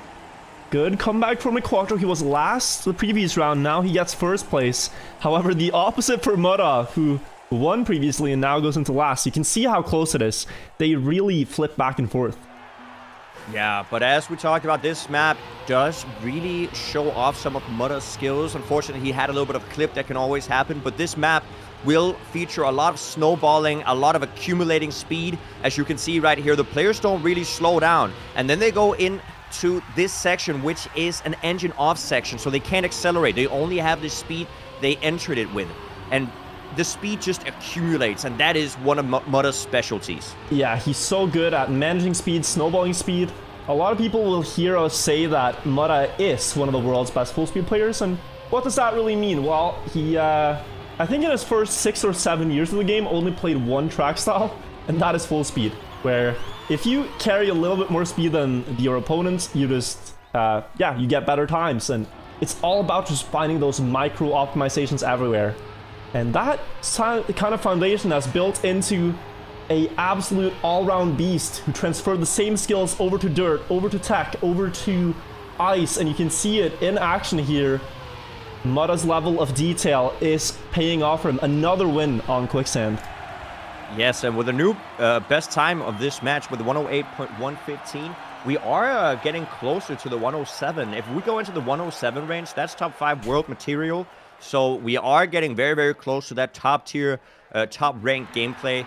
that these players would maybe do in the offline sessions after practicing for hours. This is very, very high-paced gameplay, and it's nice to see that all the players, they're still bringing it. They are. It's very close now. Everyone's about halfway. So we see Otak crashing in the checkpoint and in the bank turn together with McQuattro. Already half the field lost. Makes that 3/4. Grenady has an open road ahead. But we know that this is anything but over, as we've seen so many people not able to save when they have to on this map. Oh, absolutely. Here, we're going to go into a 180 turnaround on some ice, and this is very dangerous because if you don't get a good landing, you lose so much exit speed, and you can also risk sliding out. You can risk a lot of things right here of just clipping the inside, but Grenady did manage to get it very nicely, and he's still gonna have a huge lead going into the identity. All he has to do is make it into the finish line without too much of a problem, and it does look like he has the trajectory to get the first turn. What about the second one? He will nail it, and then it's just a smooth sailing into the finish. Question now if Mora can finish, because the others are ahead of him in points. He's over 10 seconds behind. The timeout is 10 seconds exactly. 3, 2, 1. Oh, he gets there. 9.82 seconds behind. So with 1800 to spare, he at least collects 3 more points. And those could matter. They really could. He doesn't fall too far. Yes. Absolutely. We've all tried to have that, you know, just about maybe 1/10 of a second or 1/100 of a second behind a record, and sometimes it is the minuscule things that work out that make it so those 3 points could be the decider between him getting the finalist position or not here later in the match. For sure. And we are going to go to Hart now. Is this picked by McQuattro? Hart is picked by McQuattro, yes. So I think that is suiting his skill set. He's a very good tech player, McQuattro. That's where his foundations are in the technical style. So this map really suits that skill set, as it does have dirt, it does have grass, but primarily the time will be gained and lost in your drifts on this map. And that's where he's going to try to inch out an advantage. Yeah, but it is, as you said, a very pace-based map. So the advantage you get is going to be very, very few and far, like not far in between, but they're going to be minuscule, but those can add up as we see Mutta in the lead together with McQuattro. McQuattro has more speed, actually almost flying up to the checkpoint, and is now seeing himself in first. Is he going to be able to get the downhill without getting any airtime? He is, and now it's a left-handed underwater section, and then we're going to head into the identity. Look how close they are. Exact same approach. They know, they feel it. That's just the best way to take the turn. McQuattro setting up wider, trying to get more exit speed here. Mutta on the inside line. Will McQuattro get the payoff for that? No, he's not going to get closer. A little bit too much airtime to catch up to Mutta, but a fantastic first round. They were all within 0.2 of a second. That is a great round by all of the players, showing that everyone has the pace to make this map work. And as we said, it is a pace map, and all of them seem to be about 0.2 in the range of the mid 103s. That's very good pace here coming from the players. It really is. The last place time in this round can be enough to win a round in another match on another server, so don't take it for granted what they're pulling out here. These are great runs, but it does show you that you need to rise to a level just a little bit above, push each turn a little bit more, and they know it when they've played so many matches in the same heat here, where just a few points difference could be the difference between getting into playoffs tomorrow, having a chance at the title, and going home packing in just a couple of hours. So all on the line here, into the water. Look at this. We have a 4-player battle for the identity. 3 players. That's Otak. Goes a little bit too much on the outside. Onto the planks. It's Grenady with the lead. Mutta trying his best here to get a second win in a row. And he might actually do it with that speed. He might do it with the landing. He's going to go on the inside, but Grenady might have it just barely. 1/100th of a second is the decider this time. That is such a close round once again. And yeah, the mid 103s is once again the pace. And it is good to see Mutta get some really good positions on this map, because he really needed it, fighting himself back up to 3rd place on the leaderboard as of this match right now. And once again, the players are going to be really close to each other. They're only 20 points away from each other. Ooh, McQuattro with a mistake there at the beginning. You hate to see it. He's going to be almost out of the map just like that. But we have the other 3 players 1/10 is separating those players as we go into the wall ride and downhill. Here, the players want to set up wide to get as much exit speed as possible for the uphill. We see the players set up wide. The wider the setup, the more exit speed. And you can see Granati shooting up into first as he got a really good line right there. And now he's a car length ahead of his opponents. Into the downhill, though, the grip matters so much and how much speed you dare to go with. Look at Otak. He's coming in like a rocket, but can he make the turn? Because that's what the danger is with going with that much speed. And Granati, who holds off a little bit, gets a way better trajectory, looking to win this one and breach the 100-point barrier right now. One more jump to go, and he will do it. 2 wins in a row, and good for Mudda as well to come back here. That's going to put him closer and closer to second place, as Mi4ro is trailing a bit on his own map choice. He is, but once again, it is difficult because even if it is the map of your choice, all of the players are really good at all of the maps. So, you know, it is very, very difficult to get first consistently, even if it is the map of your choice. And here's the thing that might happen now, since Granati is collecting so many points on Heart, he might actually hit finalist on Red Landing, which I think for him, considering the amount of times he has picked it, would be, you know, the most favorable position that he could hope for. And since he only needs a second place in the match to be safe to qualify overall, that could be where he can do it. And Granati could right now be sensing that this could be the playoffs. If I get a couple more rounds, he knows it's right there for the taking. That is actually so true. As Otak hits the outside wall, we're gonna run in. Oh, once again, we have a few mistakes and only 2 players left here. Mi4ro on first, trying to get those 10 points on the map of his choice. Granati right behind him, trying to take them away. Granati really trying to get that finalist position as soon as possible, but Mi4ro will take home that 10-pointer for now with a 103.44, the fastest lap of this round. Great time there from Mi4ro. He is so proficient at tech, and he will hold off Mudda from getting to that second place. And for the overall standings, Mudda and Otak really want top 2 here to get closer and closer to 22 points. It's the mathematical safe haven. If you make it 22 points overall, you are safe. Mudda and Otak going into this match are both on 16. So if they get second here, that would be 3 points. And then, you know, they're just one step away after that. But if you only get 1 point here, that's going to be a bit rough. Did you say Mudda and Otak are on 16? Is that not correct, Jnic? I think Otak is on 15, if I'm not 15, mistaken. okay, so But they're still really close. They're still really close to each other. And that's why it's so important for Otak to see if he can inch ahead of Mudda right now. Because if he does so, he will take over Mudda's spot. But it's gonna be so close. Both the players, they're really close in points. 83 to Otak, or sorry, to Mudda, and 80 to Otak. Only 3 points separating those 2 players. Yeah, it's very close. I think this is a map where Mudda can wreak havoc. But the first round does not go his way, as the wheel is left hanging off the edge there. Early mistake by him. Slalom is the random map of this map pack, and it is a map where you have to be so steady with the steering. You can see here, up the hill, in between the gates, left, right, and then the ending is the most decisive part. The identity is a straight up ice slalom, where you first go up, you have to turn the car 180, get an ice slide, and carry that speed into the finish. Mi4ro has a very difficult line to manage, but he will control that, getting first. Otak looking for second here. Mudda gets third, and Granati, who unfortunately failed that ending, gets fourth here.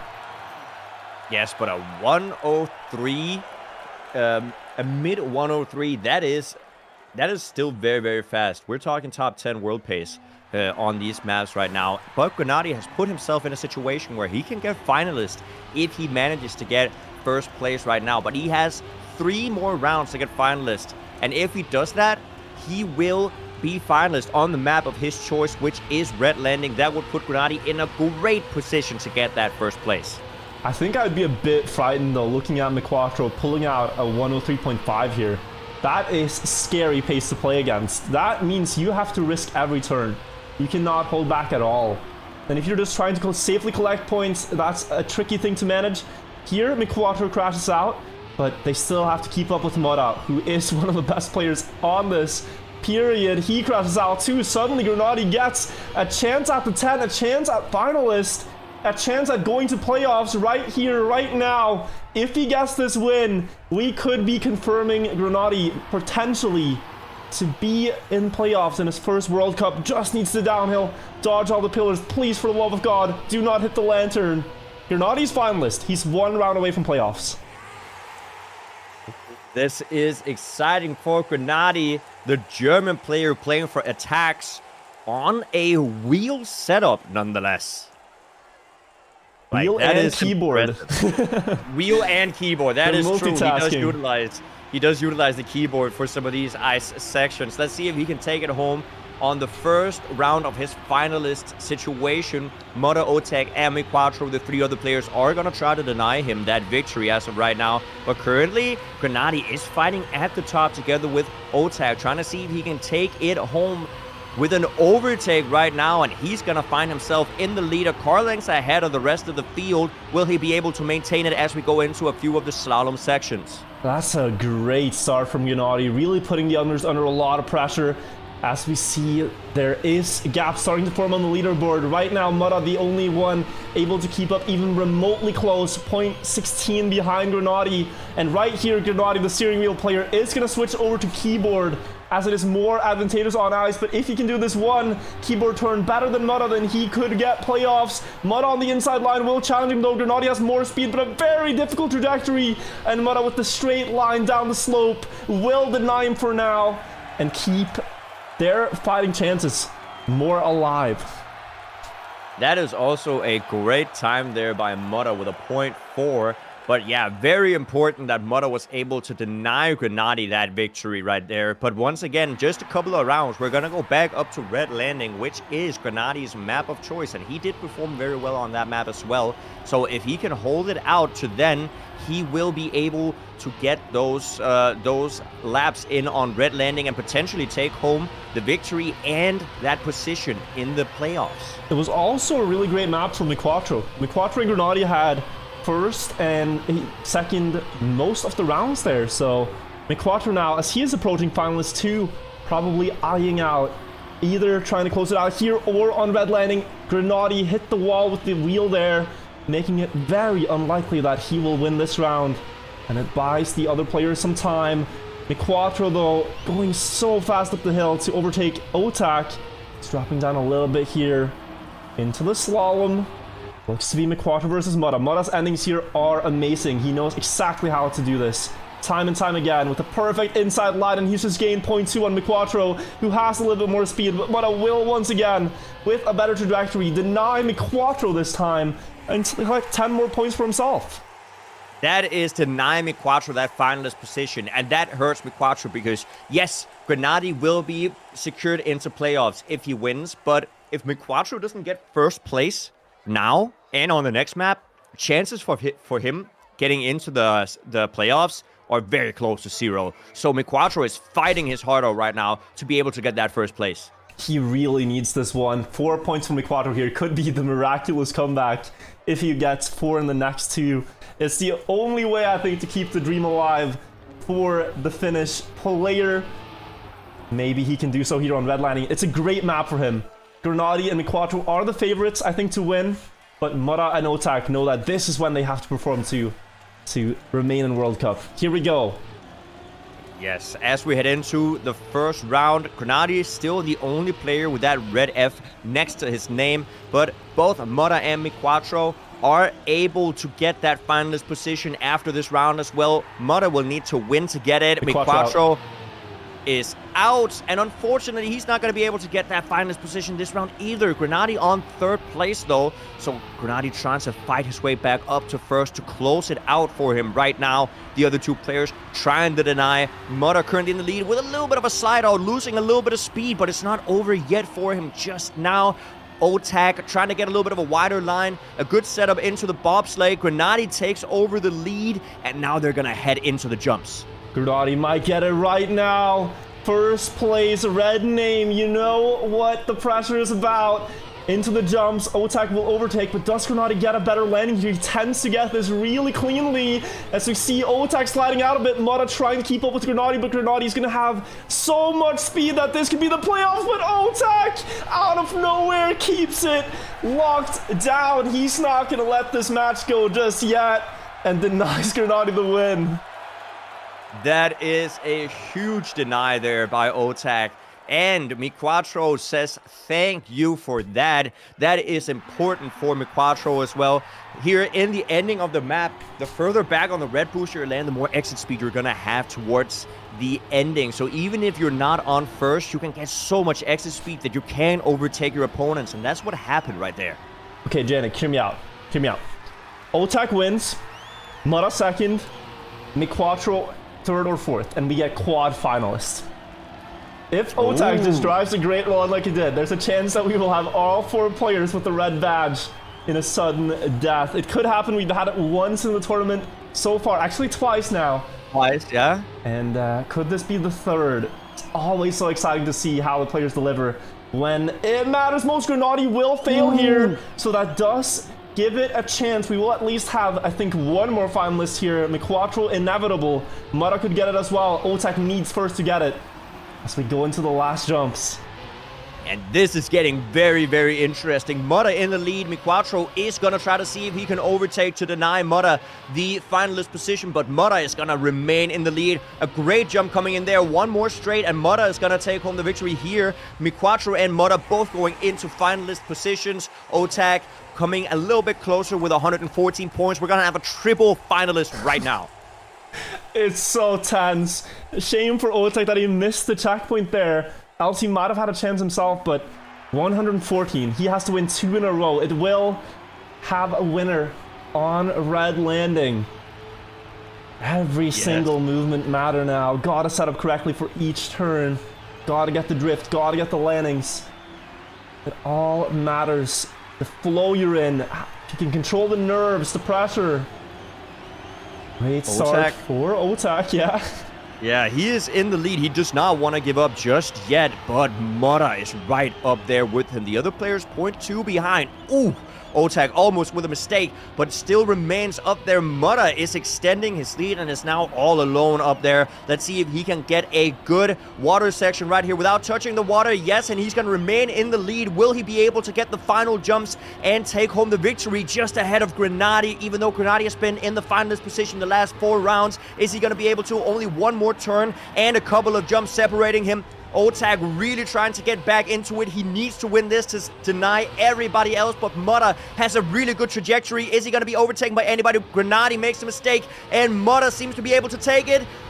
He will take it home. Mudda winning match 7, I think it is, right? That is so clutch from Mudda. Keep in mind, he denied Grenady on Slalom. He denied Miquatro from reaching finalists back then. And now he's able to take the win in a triple finalist round. And we have another one coming up just now. Let's see how this one unfolds. Otak's given a chance here to actually take second. Yeah, I mean, this is going to be very, very interesting. It is going to be important for Otak to get second now, because Mudda is increasing his lead now. He's already a point ahead. Now he's going to be at least 2 points ahead. Otak will want to not let that happen. Grenady is, of course, still trying to push, get closer to that spot in the playoffs. Currently, Grenady and Otak are the ones fighting it out. Oh, Grenady Otak almost missed the drift setup, and Grenady extended his lead because of that. Here, though, Otak really well keeping the gear through the water section. That's going to net him a lot of speed. Miquatro coming into the mix as well. They're all within a 10th out of the last bobsleigh turn. 1 more platform 180, and then the red landings. You want to release early, jump at full speed and land to perfectly grab the checkpoint and the boosters. Looks good for Miquatro here as he will overtake Otak on the last jump, but Grenady has a better setup for speed. Otak coming in though with the low line to take it right back. And Otak is second. What a stir-up in the positions. Grenady setting himself up for a finalist position just before his own map pick, but is unable to close it out and gets sniped by both Mudda and Otak. This match flipped on its head, Jnic, and we still have The 1 versus 1 to go, McQuattro and Grenadi on poolside. Yes, it's going to be interesting, and it's a double finalist position. They're going to have 10 seconds here to warm up if they choose to do so, 10, 15 seconds, and then they're going to jump in right in where it's winner takes all. And last time this was played, McQuattro had 1 win and 1 second place, whereas Grenadi had 2 second places and a 3rd and a 4th, and McQuattro had the same, but yeah, take it away. Let's see how the last round goes.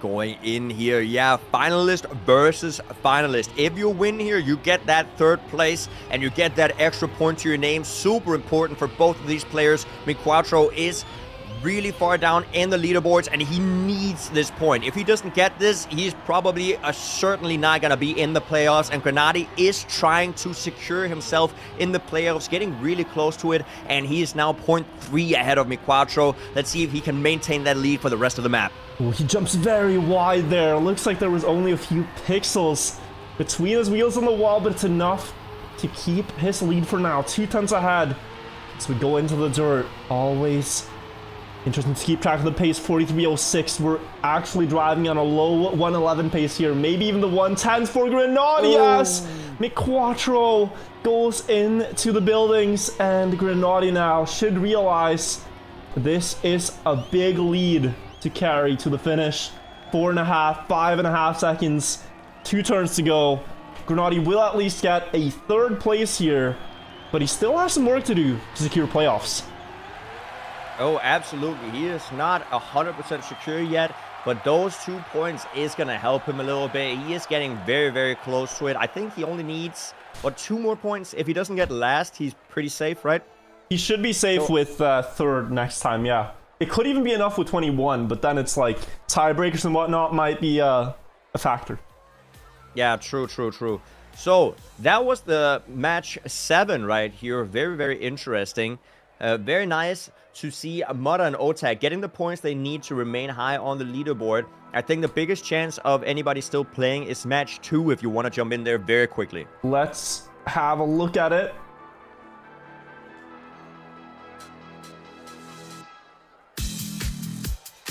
That's a jam.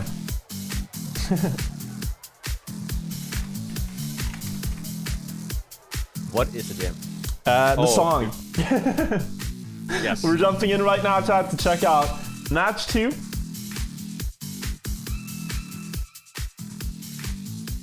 It may have concluded, though. It may have. It was the most likely match to not have concluded, according to my information. Still a bit of action. Pack and Uffy are still driving. Oh, sorry. Pack and Uffy have completed their games. It's Gwen and Bren still driving. And Bren here after... it was warm-up. Yeah. Oh, you can get baited sometimes when you jump right into the act. I was so ready to get into it, and then I even missed the warm... Okay, well... But the round has started, so... Okay, Virtual, you can take it away now. Wait, it's live? I thought this was warm-up. Okay, Bren, ready to get things going.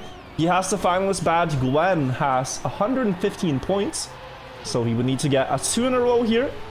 And they're both really good on this map. We saw Bren win here yesterday, and we've seen Gwen be able to battle with the likes of Carl in terms of pace here. With that left side line, but that's a DNF. Gwen, after crashing, realizes, this is probably not going to go my way. And Bren will then take 3rd here. And once again, Pack wins this this match, and Pack is on, he's already secured himself. He's just winning to get more points at this point, getting himself a really high seed to make sure that, once again, as you've said, not to fight against the other people at the top of the list, like Carl Jr. Yeah, true. I think he will successfully avoid the Carl match if he gets second seed. But I'm not sure how that actually works, so I'm not gonna make many statements about it, but I think the more points the better for Pack, and he's really showing his strength here. Yeah, and I think that was gonna be it for all of the matches here in round 7. We can potentially take a look at the other matches and their conclusions. Yes. One more round to go on the day, though. We still have one more match. Carl Jr., Binks, Tween, and Kappa played against each other. Do you dare to take a guess on who won? Let me dare to scroll. Carl Jr., Binks, Tween, and Kappa? Mm-hmm. I didn't even have time to guess before I noticed Carl Jr. in shining green there. Yeah, impressive. Yep. Carl wins again. Carl Jr. has not lost a single match out of these 7 matches. 28 out of 28 points. Pack has 27 out of 28. He only lost to Carl, right? Yes, I think so, yeah. Was it Carl he lost to, or was it Mime? It was one of the two. Oh, it was Mime, actually. He hasn't played Carl. He has not yet played Carl Jr. Well, will he not play Carl Jr. at all? No, because they reseeded after 4 matches. That's why.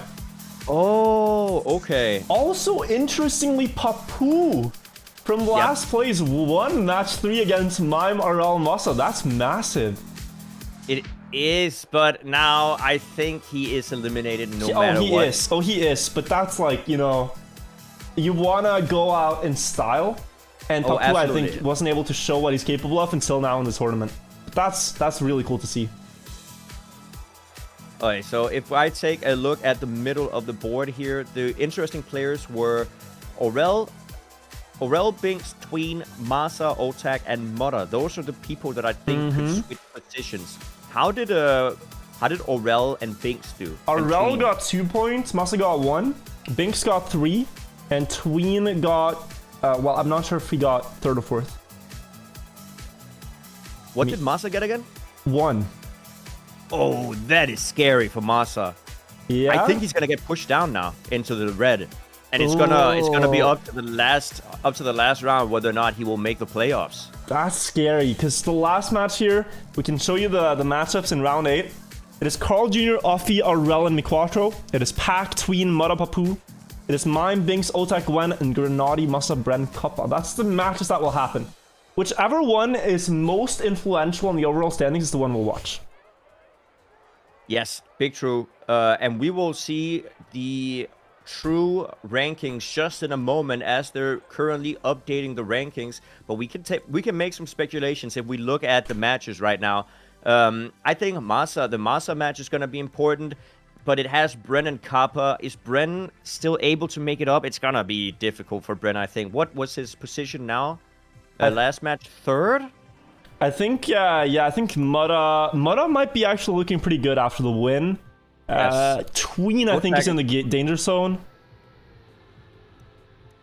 Well, you figure that out, Jnic. I'm gonna do something very important here with the viewers.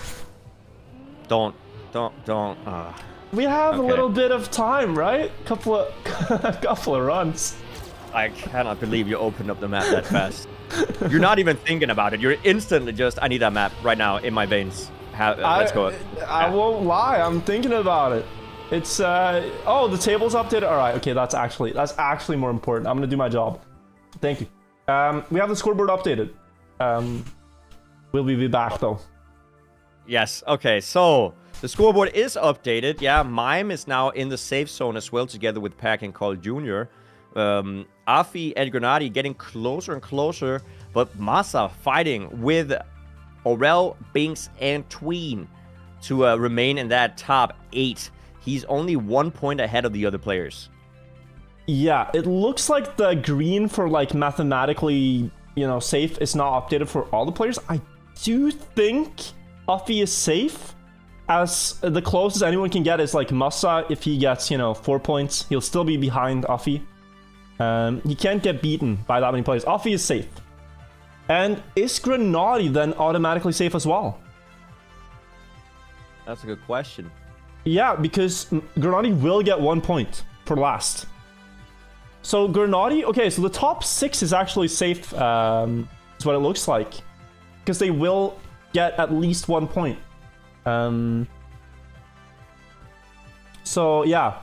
The battle is between Otak, Masa, Tween, and Binks. The worst Otak could do is last, then he gets 19. If Otak is at 19 points, Tween and Binks can tie with a win. I think both Tween and Binks need a win here, regardless. I think... Okay, so the lowest Otak can get is 19. Yep. The highest Tween and Binks can get is 19. Right? But Masa can get eliminated from all the way down from Bren. Bren and Aurel can still eliminate Masa if they get first and Masa gets last. Yeah, they actually can. So it's a battle between the top 12 to 7, right? 7 to 12. These players. Yeah. That's what is at stake. Otak, Masa, Tween, Binks, Aurel, Bren. Binks, Aurel, Bren are all playing in different matches, as far as I can tell. Yeah. Masa is playing a match with Bren that he could lose to. Tween is playing with Mutta, but Mutta is pretty safe. Chat, what was the point of refreshing? Apparently, Gwen is not mathematically eliminated because he can tie Masa. Okay, we got more colors. Alright, great. Oh, we got more colors. Yeah, we got more colors. Alright, so only Otak and Masa are able to get knocked down. Yeah. Okay. Let's find a match that has the most overlap. If we look at the list compared to this, Basically, the map that has most of the players in the white section. yes. So that is, I mean, you have Binks and Otak in one match with Gwen as well. If Gwen wins, that could be interesting. Oh, that's 3 of the people in the white, right? Yeah. Match 3 is looking pretty good. Match 4 has Grenadi, who's pre-qualified, Bren, who is still in the mix, Masa is still in the mix, and Kappa, who is out now. Okay, so match 4 has 2, match 3 has 3 of them. Yeah. Match 2 has Tween. Only Tween. Yeah. And match 1 has Aurel, right? Yeah. So I think, by the looks of it, match 3 is going to be the most interesting to look at. I think match 3 might be the one we go for, yeah. So a lot of people saying 4 as well to see Masa. I guess Masa brand the matchup there. But do we coin flip it? What do we do? Both are great games, I think. Okay, so Masa has 16 points, Bren has 14.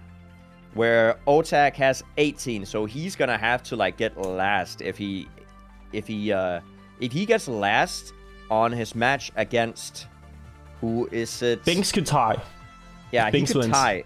They could tie there, but at the same time, if they tie with 19, and the other match with Masa and Bren, then Masa could push them out. Binks could, or Tween could push them out as well.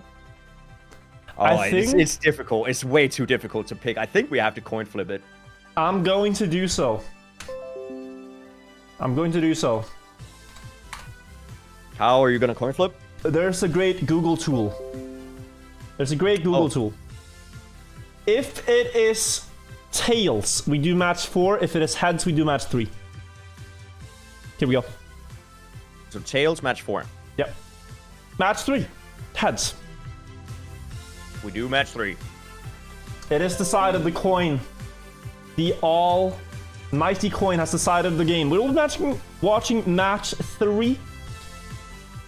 But if you want to watch match 4, there's more casts, guys. Don't worry about it. There's like 8 casts going. You can watch both the perspectives at the same time if you want. You have 2 eyes, so you put 1 on each server. Oh, yeah. I actually forgot. That's how eyes work, usually. Is that I definitely don't watch the same thing with both eyes. That's why I have 2 monitors. It's so I can do 2 things at once. That's what I do, Jnic. I have 1 eye on the cast and 1 on Summer 14. Oh, yeah, of course. I forgot about that. That's my approach, though. We have time for a run. Yeah. 1. Right? They're not even in the warm-up, right? There's no way you're going into Summer 14. Dude, what are you doing? What?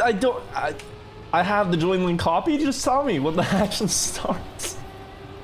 Okay, and we have a quadruple finalist situation happening right now. Okay, that's not that exciting. Summer 14. Oh, I mean, okay, you can have fun with that. I will be looking Summer 14 situation. I'll be looking at the information and letting you guys get updated as the information flies into our ears. As Virtual does not get the turnaround. What a upset. What an upset. I got kicked from the server. I am upset. See, you could be doing better things right now than getting kicked, you know? Yeah, I could have been playing Summer 14. You could. What a great way to spend your time.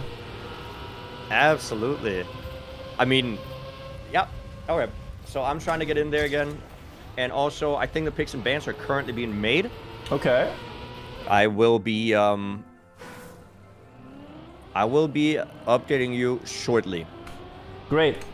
While you do that, let me tell you guys about Summer 14, the greatest bobsleigh map we've had in a campaign. This one sadly got broken due to a turnaround strategy. If you don't know what I'm trying, look at this. I was looking forward to just hunting a normal bobsleigh map, but they ruined it. After one day, Medicine, Elcon, and Mika all did the strategy. Right here. Where you turn around, land backwards and pick up a reactor booster, and then fly across the reset to have 600 speed in the ending.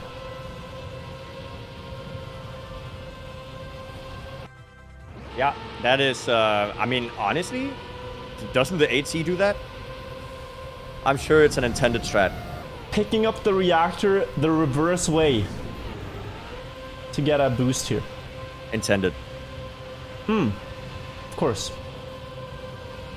It's clean. It's too clean. But yeah, you said the map was ruined and still you're hunting it though. Yes. I just want to know how that makes, you know, how that makes a lot of sense. I'm like John Wick and this is my dog. Okay? I want it back. Okay. Yep.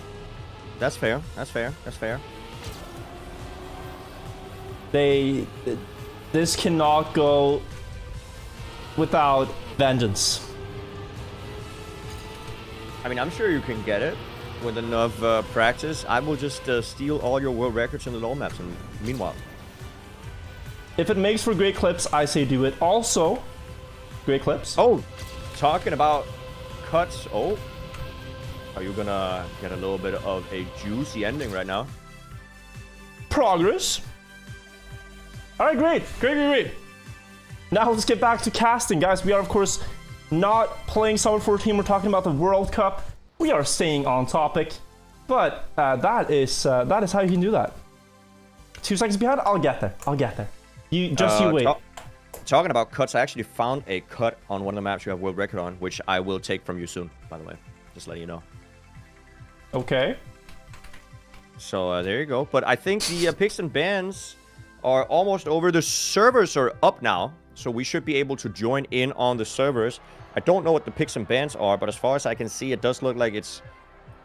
Is it red landing on the first map here, or is the server not updated? Red landing is the map we are on, but yeah, don't know if they meant to add this one first. Find out shortly. It's a cool map. Okay. Set in... But, okay. Oh. I do want to ask, since the map is going to start here in just a second, we're going to look at Mime, Otak, Binks, and Gwen. Do you have any predictions on who is going to take this home? Mime, Otak, Binks, and Gwen. All right, I think we should get a prediction in chat for this. Mime, Otak, Binks, and Gwen. It's hard to say. Mime's been so good that it's quite easy to pick him, but just to be fun here, I'm going to pick Binks for the win. Okay. That's very fun. I'm gonna pick Otak for the win. Okay. I think he has a solid chance, and also, once again, as I've said, I like seeing the Orkless players represent as well.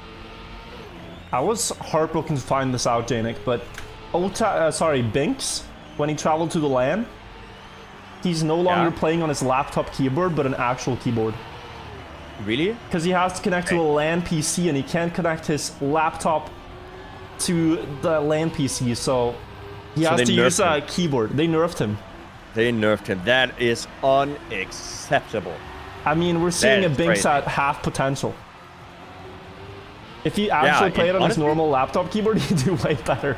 I'm sure of it. That's how he got here, right? Yeah. But honestly, like, laptop keyboards are very different, right? Because you almost don't have to press on the keys, right? Yeah, it's a very different thing. And actually, so I know this a little bit from the speed typing community, Jnic, where the different types of keyboards you want to go for tend to vary by preference. Some great typists will want to type on the laptop keyboard because the keys are so small. Like, you just tap it and it presses, right? Whereas a mechanical keyboard, the keys, you need to push them down more. Yeah, And exactly. I think the same in Trackmania. The same feeling for the keys can vary. Well, absolutely. But I think we're jumping into the first map now. Is it really happening? I have not seen an updated... I've not been notified about an updated picks and bans yet, but it does look like we're starting, though. I don't know if it's live yet. Gwen crashing out in the start. No. No, but we have a good luck, have fun from one of the moderators in chat, so it does look like we're going to be starting now. All right, let's get to it. The final match of the group stage. 7 have been played. This is the 8th and final one. The stakes are the following. Binks and Otak find themselves at the brink of qualifying into the top 8. The French hopes are alive. Gwen could do it, but it requires a series of miraculous events that other players lose and whatnot. Binks and Otak have the greatest chance of qualifying, but they both need the win here. And also hoping that, you know, their opponents around the same point margin do not beat them. But Mime here is one of the clear favorites to win. He's been playing so well in his debut World Cup. Oh, he has definitely been playing well, and he's basically just, he's not even defending anything. Mime has secured himself in the playoffs, and right now he is just trying to get as many points as possible. And Otak currently is the player in the lead of the other 3 players, trying to get himself into the playoffs as well. And if he gets a good position in this map, he has secured himself to do so. So Otak really, really trying to get it down. Gwen and Binks are currently in the red zone. They are about to be eliminated, but they are still able to get back in. Just barely if they scratch it out, get a good position, and their opponents don't. So a lot of things to play for as we get into the first identity of the map here. Gwen has to respawn. Mime and Otak. Otak getting a lot of that red boost. He might be able to overtake Mime. Oh, no. But it hits the checkpoint, and Mime will take that home. Unfortunate. You could tell he was like charging up the power meter all the way to max, and he could not control it through the checkpoint gap, but was a good attempt. Sadly gets 3rd for that instead of the 2nd at least. But Mime will start with the win. Yeah, but that was a bunch of speed. It can be very difficult because that booster, there's 2 different boosters in Trackmania. There's a yellow one that we're going to see in a quick second. It's going to show up right after this turn. Right here, it's a yellow one. Oh, we have a few mistakes as I say that. So funny. The 2 players crashing in the underwater part, and that makes them just surface because of the momentum upwards. So yeah. 2 players crashing out same corner. It's a 1 versus 1 then. Binks and Otak, 2 main players in this affair, looking for the playoff spot. Binks getting the gear better there and also carrying more speed. But Otak, we've seen him do so many great endings here, and it's because he goes for the full booster. So maybe talk a little bit about just how that works.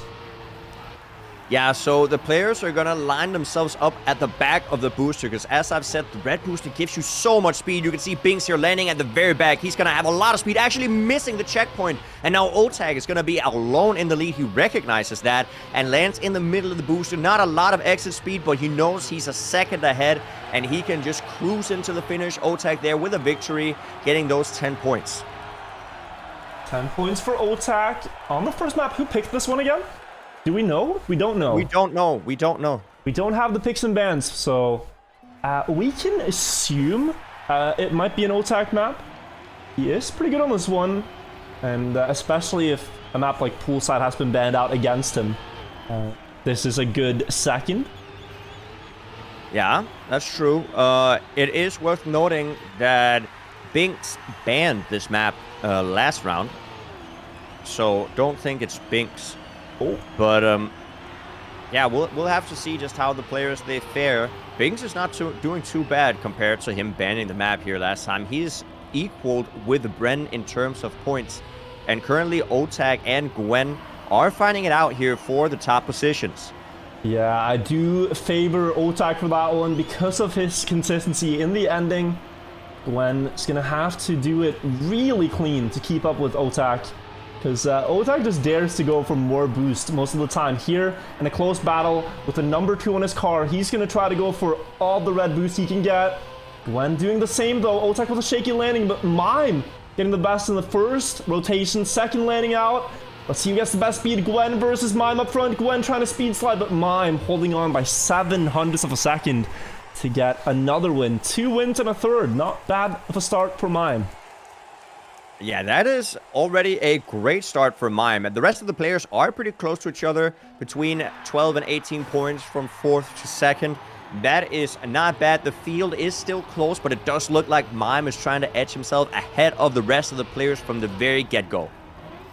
He is, and this is what he's been doing all throughout the tournament. There were so many questions posted about Mime's consistency, and for good reason. In Cup of the Day, Mime's the player that, because he's won so many, he doesn't care that much anymore. We'll just risk a lot, go for road hacker runs, and sometimes doesn't work out. Like right here, pushes a bit too much, and it's a bit of that young confidence perhaps shining through, whereas an older, a bit more experienced player will know to hold back a bit more. But for the most part, it's been working out. Mime's had a fantastic performance, and since he's so young too, it's very exciting for the esport, since he's going to become a household name for many years to come. Oh, absolutely. But talking about young, what about Otak? 17 years old also in his first World Cup. And he could also be in the playoffs. The youngsters could, all of them in fact, in the first World Cup here, Otak, Renati, and Mime could all get to the playoffs. And we just saw 3 players crash. Otak, the only one who didn't do it. So he's going to take home that 10-pointer right now and put himself in a great position. Actually, overtaking Mime, I think. Ooh, yeah, the 28 versus 27 after the first map here. So this is going to be fun for us. We don't know what's coming up. What do you expect? Quick guess? Oh, quick guess. Bob Sack. Yeah, no, it's not going to be Bob, Slay, or Sack. It is Poolside. Set in which city? Do we know? 1 second. Yeah, I said that right. I was so worried I said Bob Sack wrong. It's a close call. You don't know when you're casting a match and you have bolt holes and bob sacks. It can be tough to get your words right when you're shoutcasting it. Exactly. But okay, luckily everything is great, and we're gonna go into the first lap here of a Poolside. All the players here kind of close. Mime and Otak trying to get away from the rest of the field in the leaderboards, currently with a 27 and 28 points. Otak, if he gets that 4th 4-pointer by winning this match, he has secured himself the playoffs, and that is what he's trying to do. Unfortunately, getting a little bit of a wobbly line, and it's going to lose some pace to the rest of the field. So it's going to be Mime, Binks, and Gwen all on top of each other, trying to fight it out here as we enter the second half of the map. I think this might be Otak's map pick, though. He was so good on this earlier.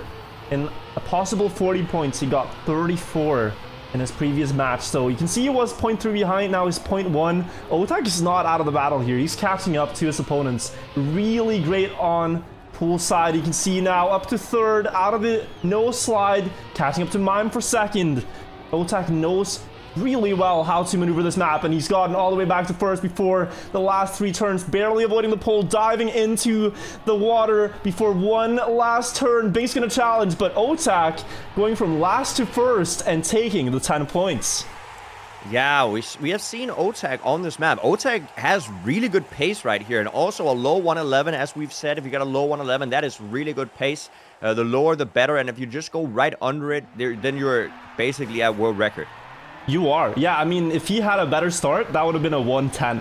And we haven't really seen that in the tournament, so Otak is looking so promising on Poolside.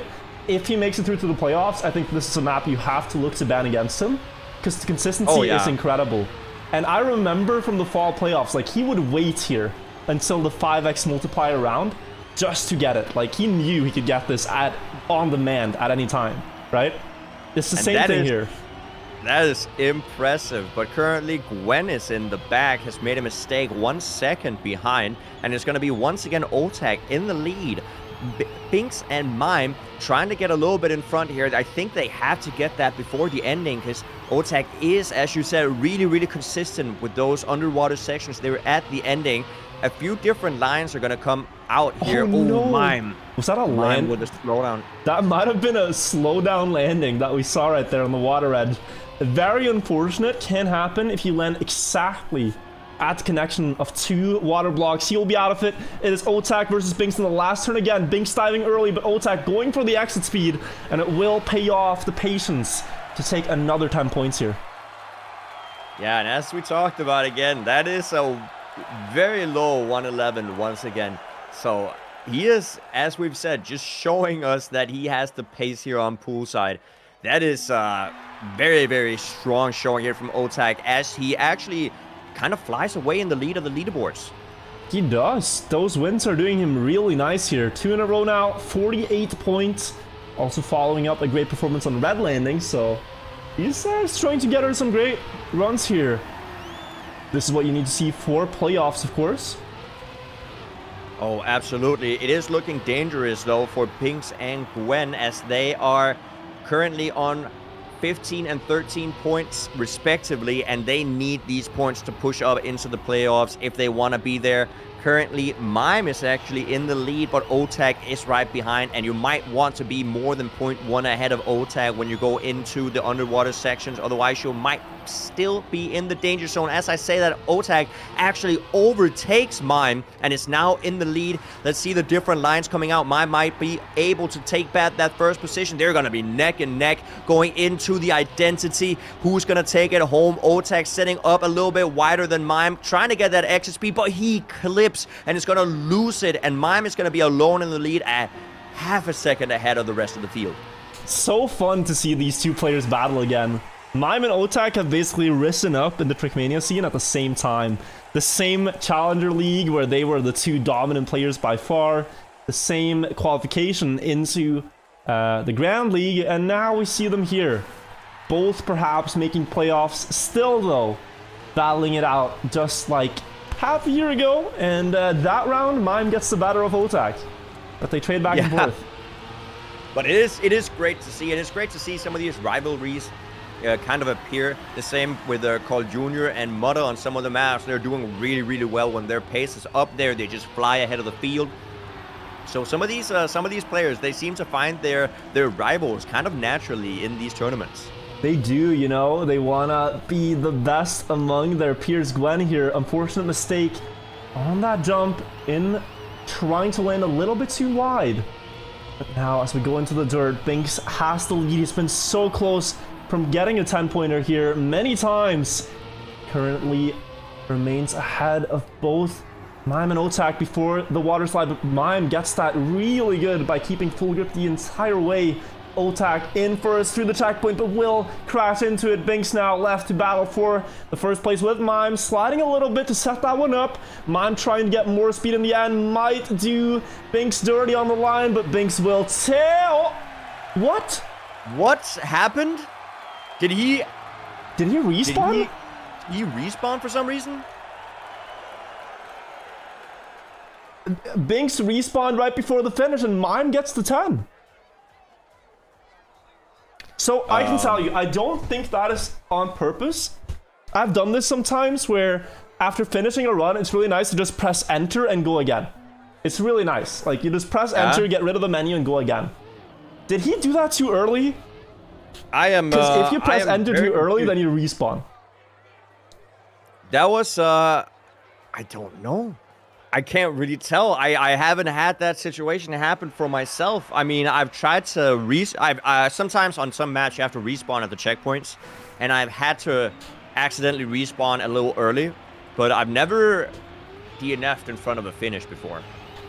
Could also be that he missed the last checkpoint. We really don't know, but the result stands. Mime does win that one, and the investigators can figure out what exactly happened in chat.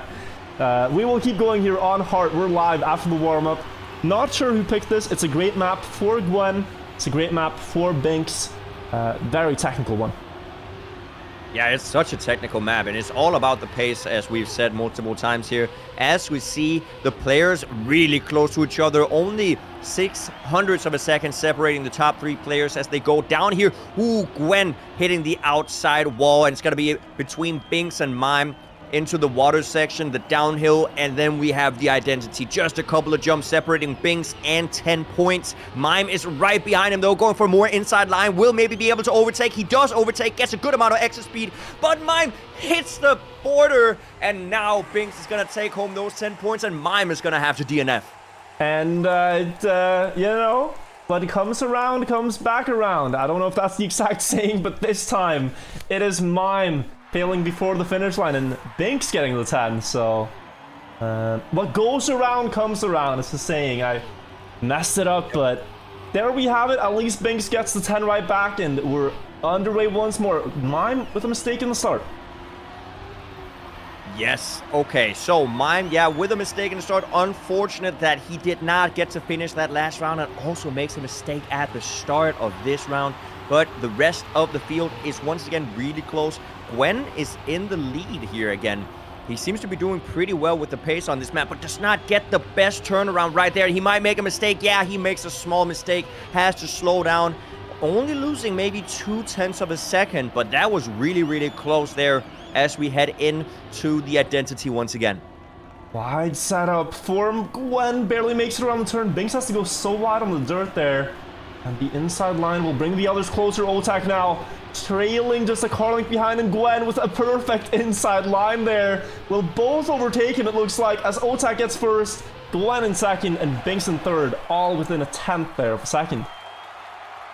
Yeah, this map is great to spectate just due to the nature of the map being so well thought out, and the players have had so much time to practice it that it's going to be tight matches almost every single time. Of course, you can have a mistake every now and then.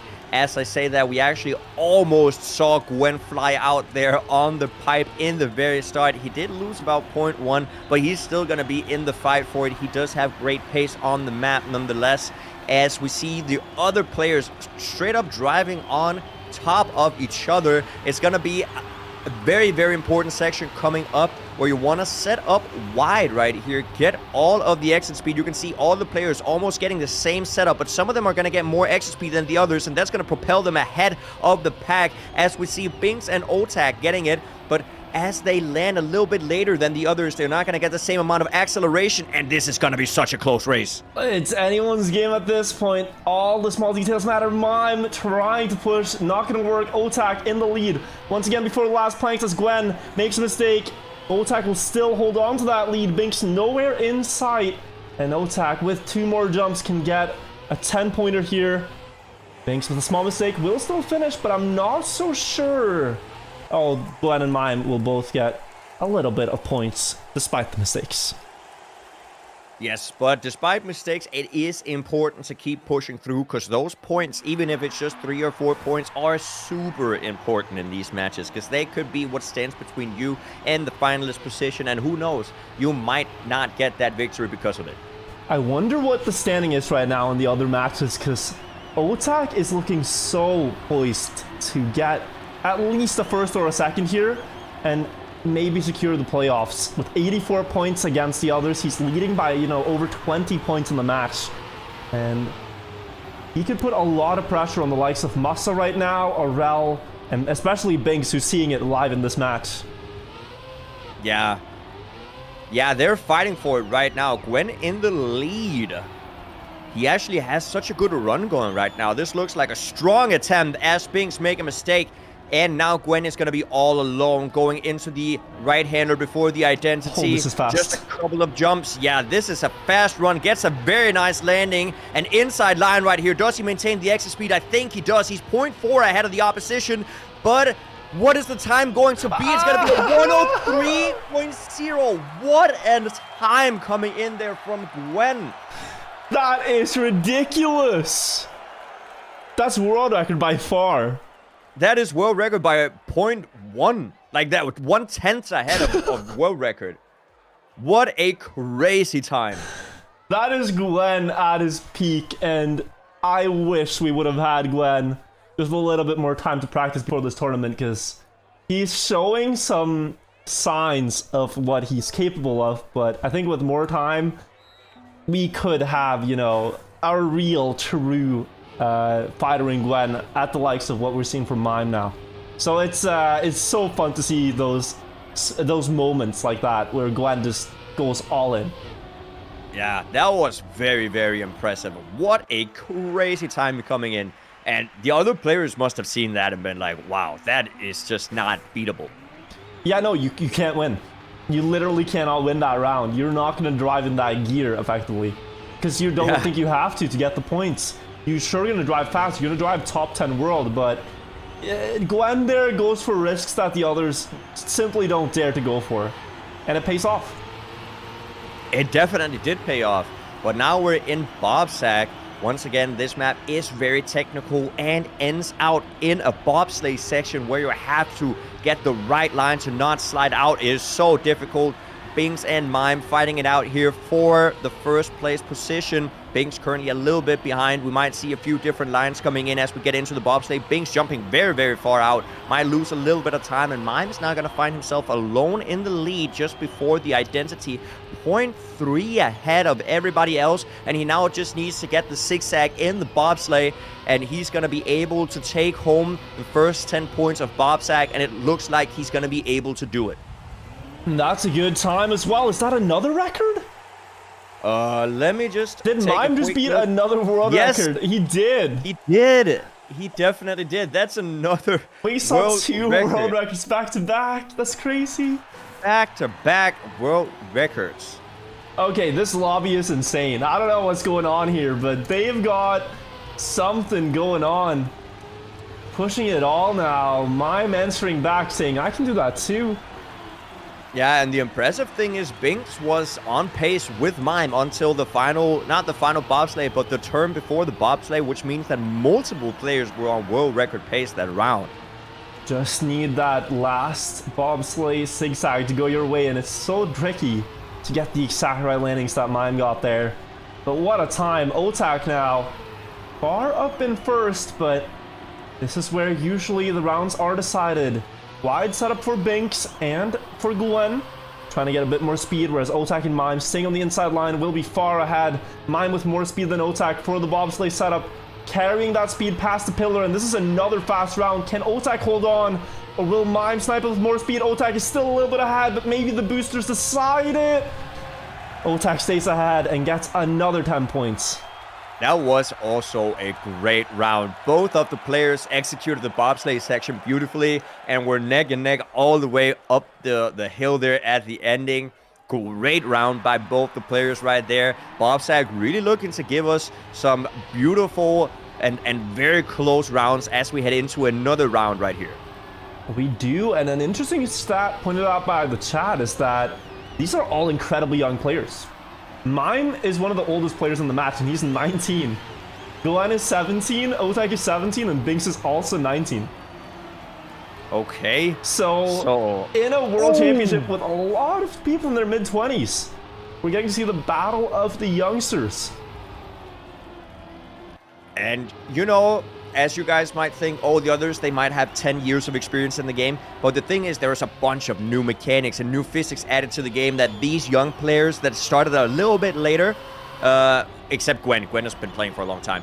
But still, they are able to pick up just as much as the pros from the previous games. They are. Binks with a shaky landing, but the same for Otak, and Binks will hold on to that first place. Mime almost sniping second. But that is Binks, Otak reaching over 100 points now in this match. And he is just, 2 wins and a win away from playoffs. Yes. Okay, I think this is going to be the final round here of Bobsack. And let's see if we can find another gem of a match going in here as we start. The players are going to be close to each other here. We have a right-handed drift into a fragile block. That fragile block makes it so if you hit anything, you're going to lose a ton of speed and your car is going to break down. You really don't want to hit a wall at that section of the map. Binks has now taken a small lead to himself, 0.1 ahead of the rest of the field. Hopefully he's going to be able to maintain at a really low jump in the transition there for Binks. And Gwen actually getting more exit speed and getting that overtake, and he's now going to be in the lead, but this is such a close round. Going into the ice slide, you gotta set up early no matter where you do it. Mime with a great line will keep the upper gear, but Gwen is even faster. Wider setup for Gwen. He's going to have the speed. Can he get past the pillar? It was a question that we got the answer to, not the answer he would have hoped for, but it will be Mime winning that round. Otak in second, Binks in third, and Gwen getting fourth. Unfortunate. I mean, all of the rounds were a 101.1 or above, except that one round where Mime drove a 100.8 world record. Like, that was, where did that even come from, dude? Yeah, that was incredible. And we hardly ever see times under a minute. We saw one from Kappa. I think we saw maybe one from Bren, or close to it. And then now, just the world record for Mime. Crazy stuff. Yeah. It's like, that's insane. But great to see the players, they're really pushing it out when it matters right here. 3 out of the 4 players right now had the potential to get knocked out of the playoffs. Otak is really looking to be pretty good. If he gets a good position here, he will make himself get guaranteed to be in there. Mime is already guaranteed in the playoffs, so it is between Otak, Binks, and Gwen to see who will take it home. I think if Otak wins here, he effectively eliminates Binks and Gwen's chances. I don't know if they then have any more paths to victory. They had to win, I think. So we will see how it unfolds, but that is also an opportunity to take a look at the other matches and see what... I think if Binks gets 3 points. He is able, so Binks needs to get second, and Gwen needs to get first. He cannot lose to Otak, is what you're saying? No. Oh. If Gwen loses to Otak, he is out. But if Binks loses to Otak, it is fine. He can still save it by getting second place, but he has to be lucky with how the other matches turn out. Ah, I see. Okay, so he's going to have to hope for a small miracle on the leaderboard to see a little miracle on ice here from Mime. Great ice slides. Gwen trying his best, but it's going to be Mime also getting into the 100 points. 107 for him. And a good time to start us off on New School. It is. And if you guys remember here, we see times between the 0.3s to 0.7s. The lower down towards 0.3 you go, the faster it is. If you go under a 0.3, you are, I don't know, you're pressing B for boost. Something is happening. You are driving a fantastic run, Gwen, trying to do that. Committing too much in the first drift. Binks here into the walls. Wow. So now 1 versus 1. Otak and Mime, the leaders of the match. Otak, if he just finishes, will get finalist either way, but can deny Mime some valuable points. Binks may be a bit too far to have a say. Oh, well, not anymore. Binks gonna cruise up into second. Unfortunate for Otak, as that is maybe a squandered opportunity to get into finalist 1 round ahead of Mime. That is true. Mime setting himself up to be only 3 points away from finalist. If he gets this win, he will get finalist after the next round, and it looks like he sets him up for a great ice slide. 1 more ice slide to go, and he will win this round, and he does do so with a new best time of the match here with a 105.44. That is close to a 0.3 and a really, really great time. It's a great time. He's now at 117, Otak at 118. They will reach finalists same round no matter what, but they can both try to deny points here from Binks and Gwen and also figure out just how fast I really need to drive. Mime's showing a 0.7, he's showing a 0.4, but I think Otak knows, like, to have a secure win here, you gotta get close to that world record, like 0.3, 0.2. Yeah, Mime is having a little bit of an issue right there, unfortunately getting a mistake, so he will be in the back of the field as the other 3 players will fight it out right here. All of the players opt to go for an inside line there on the plastic. We've seen some different lines coming out, but that inside line is definitely the most popular one, the most chosen one, and the 3 players here within 0.1 of each other, and it looks like it's going to be, once again, a really tight race here, Wirtual. It is. We will see. For Gwen, this is very important. Binks as well. Otak just needs to try to finish, and he's going to try to play denial, but you can see on the ice here, maybe Binks has an advantage with the keyboard. Not a laptop one this time, but makes a great ice slide with it as the others have crashed. It's actually Mime up inside. What just happened? Yeah, Binks slid out. Binks slid out. Mime just won with a 360. Inside. Yep. Yeah, Binks unfortunately went a little bit too tight, and his front left wheel gripped the inside and turned him the wrong way. Oh, so it's unfortunate. That is unfortunate, but we have a double finalist situation. Mime and Otak. Otak really wanting to win right here to secure his place in the playoffs. As I say that, we have a mistake from Otak. Very, very unfortunate. All he can hope for is Mime getting denied here by Gwen. Yeah, Gwen's the last man standing between Mime and a fantastic group stage with only, you know, losing a couple... as we see a small crash to make this a very close race. Mime's had a fantastic group stage. No matter what, we will see him in the playoffs. Fantastic stuff. All that he really can affect here is his own seed going into it. And securing the 3rd seed is the main thing, I think. Gwen keeping up, though, 1100ths for the ice. Yeah, these players are getting really close to each other, and Gwen can still overtake in the ending. Actually getting a really nice line, but he slides out, and now all Mime has to do is one more ice slide and hit the finish line, and he does do it. Mime will take home the victory and the playoffs position. Mime is in, locked together with Carl Jr., with Pack himself, and I think we might... Carl Jr., Pack, Mime, Afi, Grenadi, and Mutta are currently in. Otak needs to get that 2nd place to secure him fully, but Binks really, really hoping that he can get up there. It's going to be decided here, perhaps, on Red Landing. It's a great map for Otak. We saw him win here several times earlier. He's good on the landings, and the rest of the map as well. The bobsleighs, the underwater parts. Just needs to beat his 2 countrymen once. Yes, but I think it's mathematically impossible for Gwen to be in now. Yeah, he needed the 4 and the tie. Yes, so now it is up for Binks to get the 3 points, which is going to be his only way of getting back, I think. So Binks really looking to deny Otak 3 rounds in a row now. Yeah, and you know, if Gwen can take one of those as well, I don't think Binks would mind. He just needs to get to finalist before Otak can close it out. Gwen almost sliding out. That will be a slide out, delayed at that. So now it is a 1v1. Binks has to do all the heavy lifting himself if he wants to stay in the championship.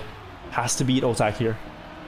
Otak not getting the drift right there. It's going to slow him down a little bit. Binks is going to extend his lead. Looking great for him and the deny here in the 1st round. But there's still a little bit of a bobsleigh section to go. And then the final jumps that he has to get down. And Otak is inching closer and closer. Almost with the overtake right now. And is Otak going to be able to get home and get this finalist position over with? Binks getting a lot of the boost, but having a little bit of an issue as he's bouncing out, and Otak is now going to be alone in the front. I think he's going to take home this finalist position, and yes, he is. Otak qualifying for the playoffs. GG's to Otak. That is 7 spots locked in. What does that do to the overall standings? We might want to hop onto the other servers, actually, to catch the remnants of those matches and see how they unfold. I think Musta's match particularly. Yes, match 4 is a very interesting one. These 2 players will still duke it out here for third and 4th, but they will unfortunately not be able to make it into the playoffs. Let's get ourselves on the server. Exciting stuff, though. I think if you ask someone if you would expect to see the 3 rookies, Otak, Mime, and Grenadi in their first World Championship in the playoffs, they would say no. Not every one of them is going to make it, but they did. Successfully. Yeah, it's very impressive, and some really good matches like that. I'm glad we ended up going for match 3 because we saw multiple world records in that match and so many tied games. Some exciting things that are coming up for sure, but exciting is the scoreboard that I'm seeing right now. Brand finalist, Massa 116, Cup 113, Grenadi 101. And what does Massa need here, Jnic, to secure himself fully? Massa is the only person on the leaderboard that has 16 points. Currently, Otak, he's not going to be able to overtake Otak. So Massa has the most amount of points out of all the players that are in. But if Bren can get... So Bren is currently 2 points behind Massa. So Bren needs to win, which he is the finalist right now. And Massa failed. And then Massa needs to get last. It's the only way for Bren to be in here. That is going to be... Then Bren gets 4, jumps up to 18, and Massa gets last and jumps up to 17. He could also tie it out if Massa gets 3rd. Very interesting. Right here, Bren has a chance to close it out, and if the positions remain, then that would be Massa ending up at a sour 119 points. So not fully getting into the finalist mode yet. This is a chance for Bren, but it will go into the top of the ring instead. Grenadi versus Kappa in the ending. Are they going to go left side? Grenadi has started doing that, whereas Kappa stays on the right side. Grenadi will win this. Oh, wait, he still made it in. Oh my god, what was that ending coming in from Grenadi? Okay. That was not on purpose. Do not say Wicked, because he did not intend to do that. We have 2 players on 119, Grenadi 111. Yeah, this would be... so, 100% Massa and Kappa are going to head into finalist position after this round. And Grenadi looking to win this round. If he does win this round for the 2nd time in a row, he will be going into finalist position, and we will have a quadruple finalist situation. Yeah, if Grenadi wins, it's guaranteed. Quad finalist. And then anything can really happen. That is the chaos that you might want. But for Bren, closing it out here would be good right now before it gets into the danger zone. Half a second behind though. Massa leading now in first. 0.2 ahead of all the others. So we go up this important uphill. You cannot go too fast. You don't want to jump. You want to remain on the ground. And now the uphill between the trees. Good setup for Kappa, who overtakes Massa. Grenadi on the left side, Massa as well. Kappa staying on the right, getting more speed than Massa. Grenadi's into the trees, and it will be no, it won't. Massa misses the finish. Does not really matter that much, but he does give Grenadi 1 more point. Yes. So, we have a triple finalist situation. Bren has to win. And then on top of that, he has to pray that Massa doesn't win afterwards. This is very important. Oh, Bren! He can still be saved if Grenadi wins right now. That is the only outcome in which he wins. Let's see if this goes anything like Infinity War. No spoilers, but Kappa trailing Massa right now. He could also deny Massa some points right now. Is there any possibility that Massa's out if Bren doesn't win either? I think if Massa wins now, he has guaranteed himself, yeah. Bren has DNF'd. All he can do is watch as the 2 finalists are leading and Grenadi is in 3rd. Nerve-wracking stuff. The uphill once more. Will Grenadi be able to catch up? Will Massa and Kappa be able to deal with it? Looks like they get past the first corner. That is half the trouble overdone with. Massa, the last couple of steps, he cannot miss the finish now. He needs to get it, and he does take it. Massa is going to be the 8th and final player in the playoffs. Yes, he is. There's no way for anybody to overtake him. He got the maximum amount of points and was ahead of the rest of the field. The same for Otak. So that is gonna be the standings in the playoffs. Good stuff. We can watch it to the end. Cup of the day, the important daily tournament is starting. If you want to play that one, but I think let's give these players who have put such an amazing fight on stage for us for the past 2 days, Kappa and Bran, they will be eliminated, but let's give them, you know, their last rounds here in the tournament. What an amazing performance by them, despite not advancing. That is true. An amazing performance by all of the players. And once again here, Grenady is also a part of the players that are going into the playoffs. He is not too worried about losing right here. It is Kappa and Bren, unfortunately, not going to be able to make it. But nonetheless, they showed up, got a really good fight going, and did not make it easy for anybody else. Absolutely did not make it easy. Kappa here, finishing in style, getting second in this match, and, you know, prettying the picture a little bit. Unfortunately, it was a rough start to the tournament for Kappa. The first couple of matches were all losses, and he did have a better second day, but it's hard to bounce back from it. That's the problem. Yeah, but I mean, I think we see some really good players in the top 8. No real stir-ups in the top 8 as of the last match here. Everything is standstill. So if I just read the names out loud as we see the final round here, Carl Jr., not surprisingly, is still in the lead.